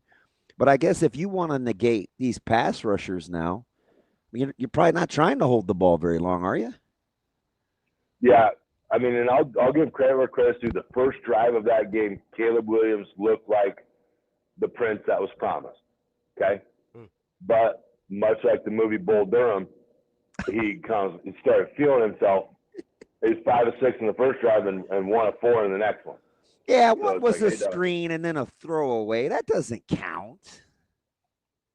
So you think they got in the huddle and said, all right, guys, we're going to throw the ball away on 2, on second set. Wow. Like, there's a read that's got to get made there. Like, jeez, man. You're feeling yourself a little bit. But the first drive, he did look good. Like, he looked real good. And I think for him, the less you allow him to think he's got to heave 160 yards, the better. Because, Johnson has proved his offense works. And it's creative, and there's a lot of stuff going on, and it puts strain on the defense. But your guy pulling the trigger has to pull the trigger. Like, we don't need the 60-yard bomb. We need the 5-yard out just to kind of start to grind this thing. So, yeah, I mean, listen, you want to make your lineman happy? Get rid of the ball in 2.8 seconds. They'll be like, man, this is the greatest quarterback ever. Or run that thing, right? We got pass pro for like a second. This is awesome. I just think it's kind of a testament to what Nebraska wants to do. Like, if you're able to have it really come down to crunch time, what you want to do at tackle between, like, Gatula and Pritchett and Canuck and our main man Teddy P. Like, you got to look at development and a positive too. But you're schematically, you have to be playing in a way that plays to those guys' strengths too, right? Yeah, but here's the thing that you and I have talked about for what seems like a decade. We have competition at positions now. Yeah. Perceived competition. I don't perceive it the same way I think it's legit. I really do this time. On the left, the left, there's one clear option for me. But I don't go to practice every day. So I think maybe that competition is so like who would that be? Matt, you? I am starting Pritchett. Gotcha. There's no, if it's an olive branch to the other guy, like, oh, you're still in it, buddy, keep trying. Yeah, no. Like, you want to get paid like a grown man, I'm going to call you like a grown man. Like, that's a grown man, that Pritchett kid. Mm-hmm. But we have competition. Like, for how many years did we already know, oh, these are the guys starting? And everybody pressing the panic button. I can't believe they don't have starters named. They blah, blah, blah, blah, blah. I'm like, no, this is awesome. They are competing for jobs. Yeah. So now you're going to see who's an apex competitor. Does it consume you to be the starter? Are you willing to go out and sacrifice every day to go do this? Not just during camp, not just every day that guy's right behind you, willing to take your job. And all you got to do is screw up 2-3 plays in a practice, and then you're going to be watching and he's going to be playing. I think the only time we'll think having options is cool as a fan base versus how do you not know is based on wins. If you're winning, then competition then competition is like the coolest thing in America if you're winning. Yeah. If you're not winning, it's like, really? We've won X amount of games. How do you not know? But you got the other side, though, that says, well, we're not winning. Might as well put the other guy in. Yeah. Oh, yeah. That's a good point. That's actually this guy over here all year with the secondary last year. I mean, yeah. What do you say all the time? Well, we haven't won with you. Yeah, I haven't won with you. I can try and lose without you. That's kind of how I felt about the secondary. That secondary is going to be nasty. I hope so, man. I really do, because I think they have a lot of pressure on the perception. Right, the Big Ten was there, and they're talking to Singleton and Buford and Hartzog and those guys, and they the consensus around here is those guys are going to be I hope you're right, because if those guys are good, and you're getting the depth along the D line, as long as those guys tackle out of the back end, they're going to give themselves a chance. Because a good tackling secondary allows you to bring your D line along too, right? They kind of go hand in hand. A good D-line makes your secondary coverage look real good. And vice versa. Good coverage outside the numbers can help you in your run game too, right? I mean, bringing them hammers down. Like them, like that defensive line. And I'm excited to see it. And it's going to be a change of optics, because we had two, greatest name in NFL football, greatest name in the Vanilla Gorilla and Nash, where you're a two-gap guy, right? The luxury of having a two-gap guy, you don't see those, and we had two of them. But now as the defensive line transitions into speed, power, all those things, I was really, really impressed. I don't know the defense coordinator's name yet, because I got to wait to see him play a couple games.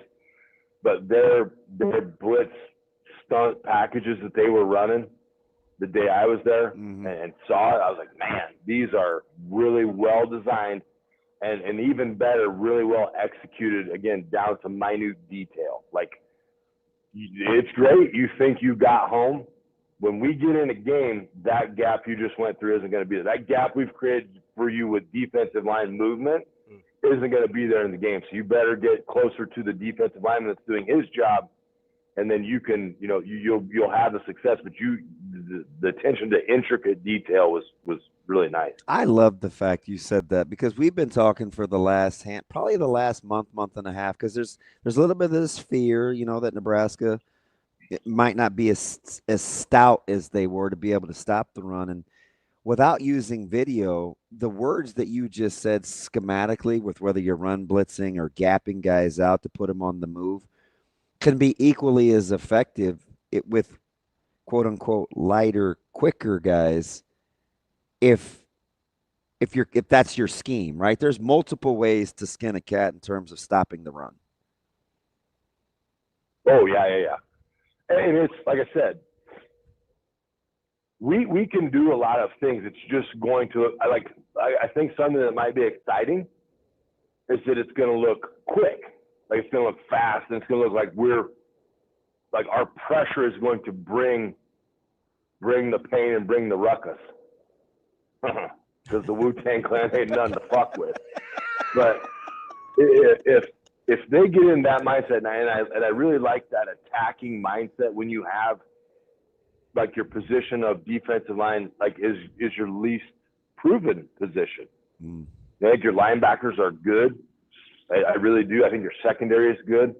So to get them to be in an attack mode where there's no thinking, almost if we flip it back to offense, the 1.5 or the 2.5, 3 second throwing of the ball.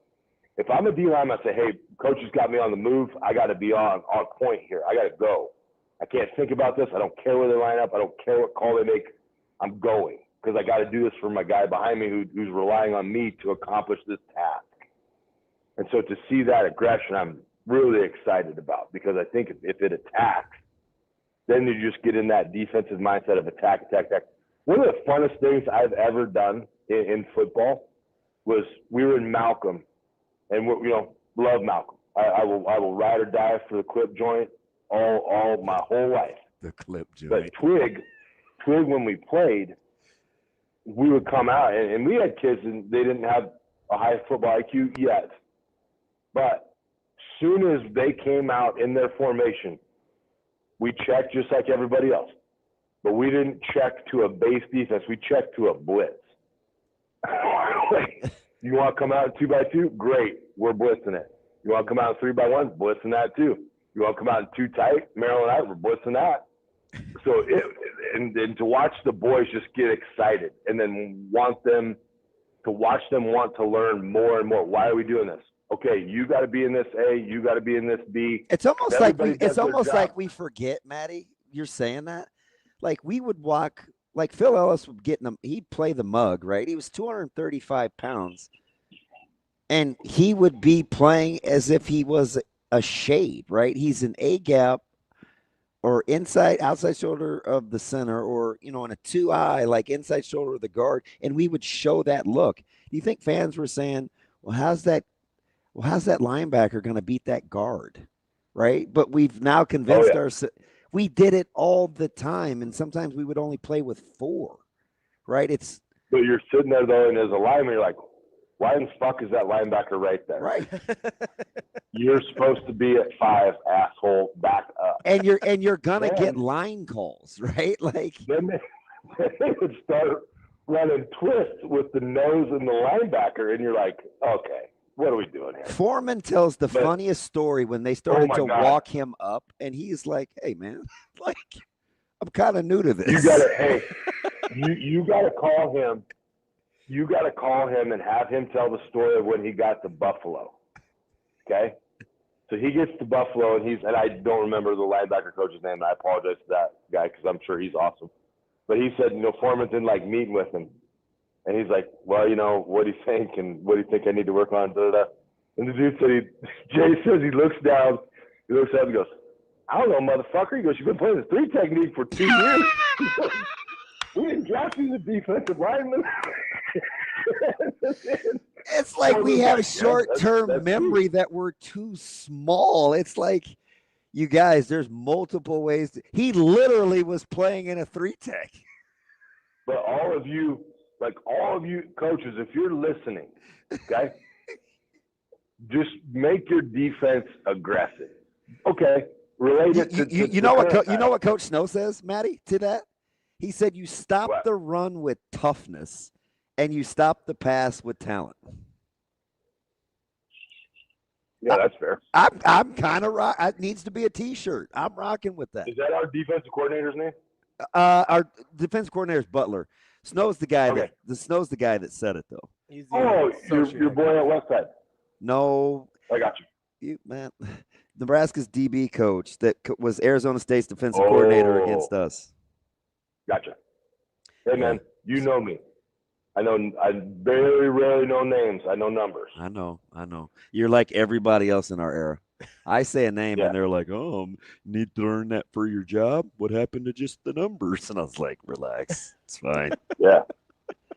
But that's, defensive coordinators out there, youth. Well, no, not youth. You just learn. Youth coaches, they're listening. Just learn fundamentals. Okay. Just learn fundamentals. Yeah. How to read a block, how to use your hands, how to move your feet. You don't need to be pressuring anybody. We're gonna bring Jay on Monday. Because you bring up so many good points in this. Like high school coaches, pressure. Like just that's great. You want to get into empty, you're getting it. Somebody's getting hit. You want to get into because you can only protect with 5. Thank you. And that's Twig's philosophy.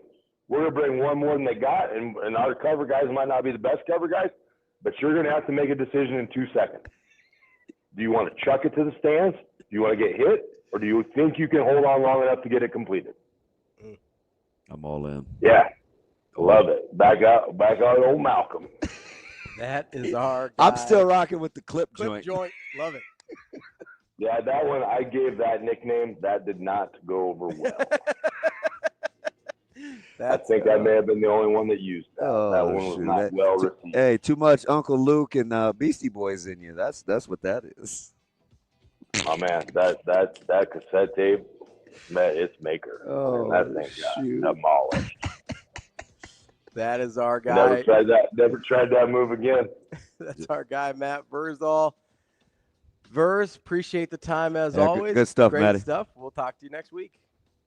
All right, fuckers. Have a good one. Peace. That is Matt Vrzal, former Husker, owner of Piezons. That's the show for the week. Next week, we are officially in game week. Shane, you better get that open ready, man. I need a few goosebumps. We got you covered here on Hurrdat Sports Live. We'll talk to you Monday. See you. Have a good day. Love you.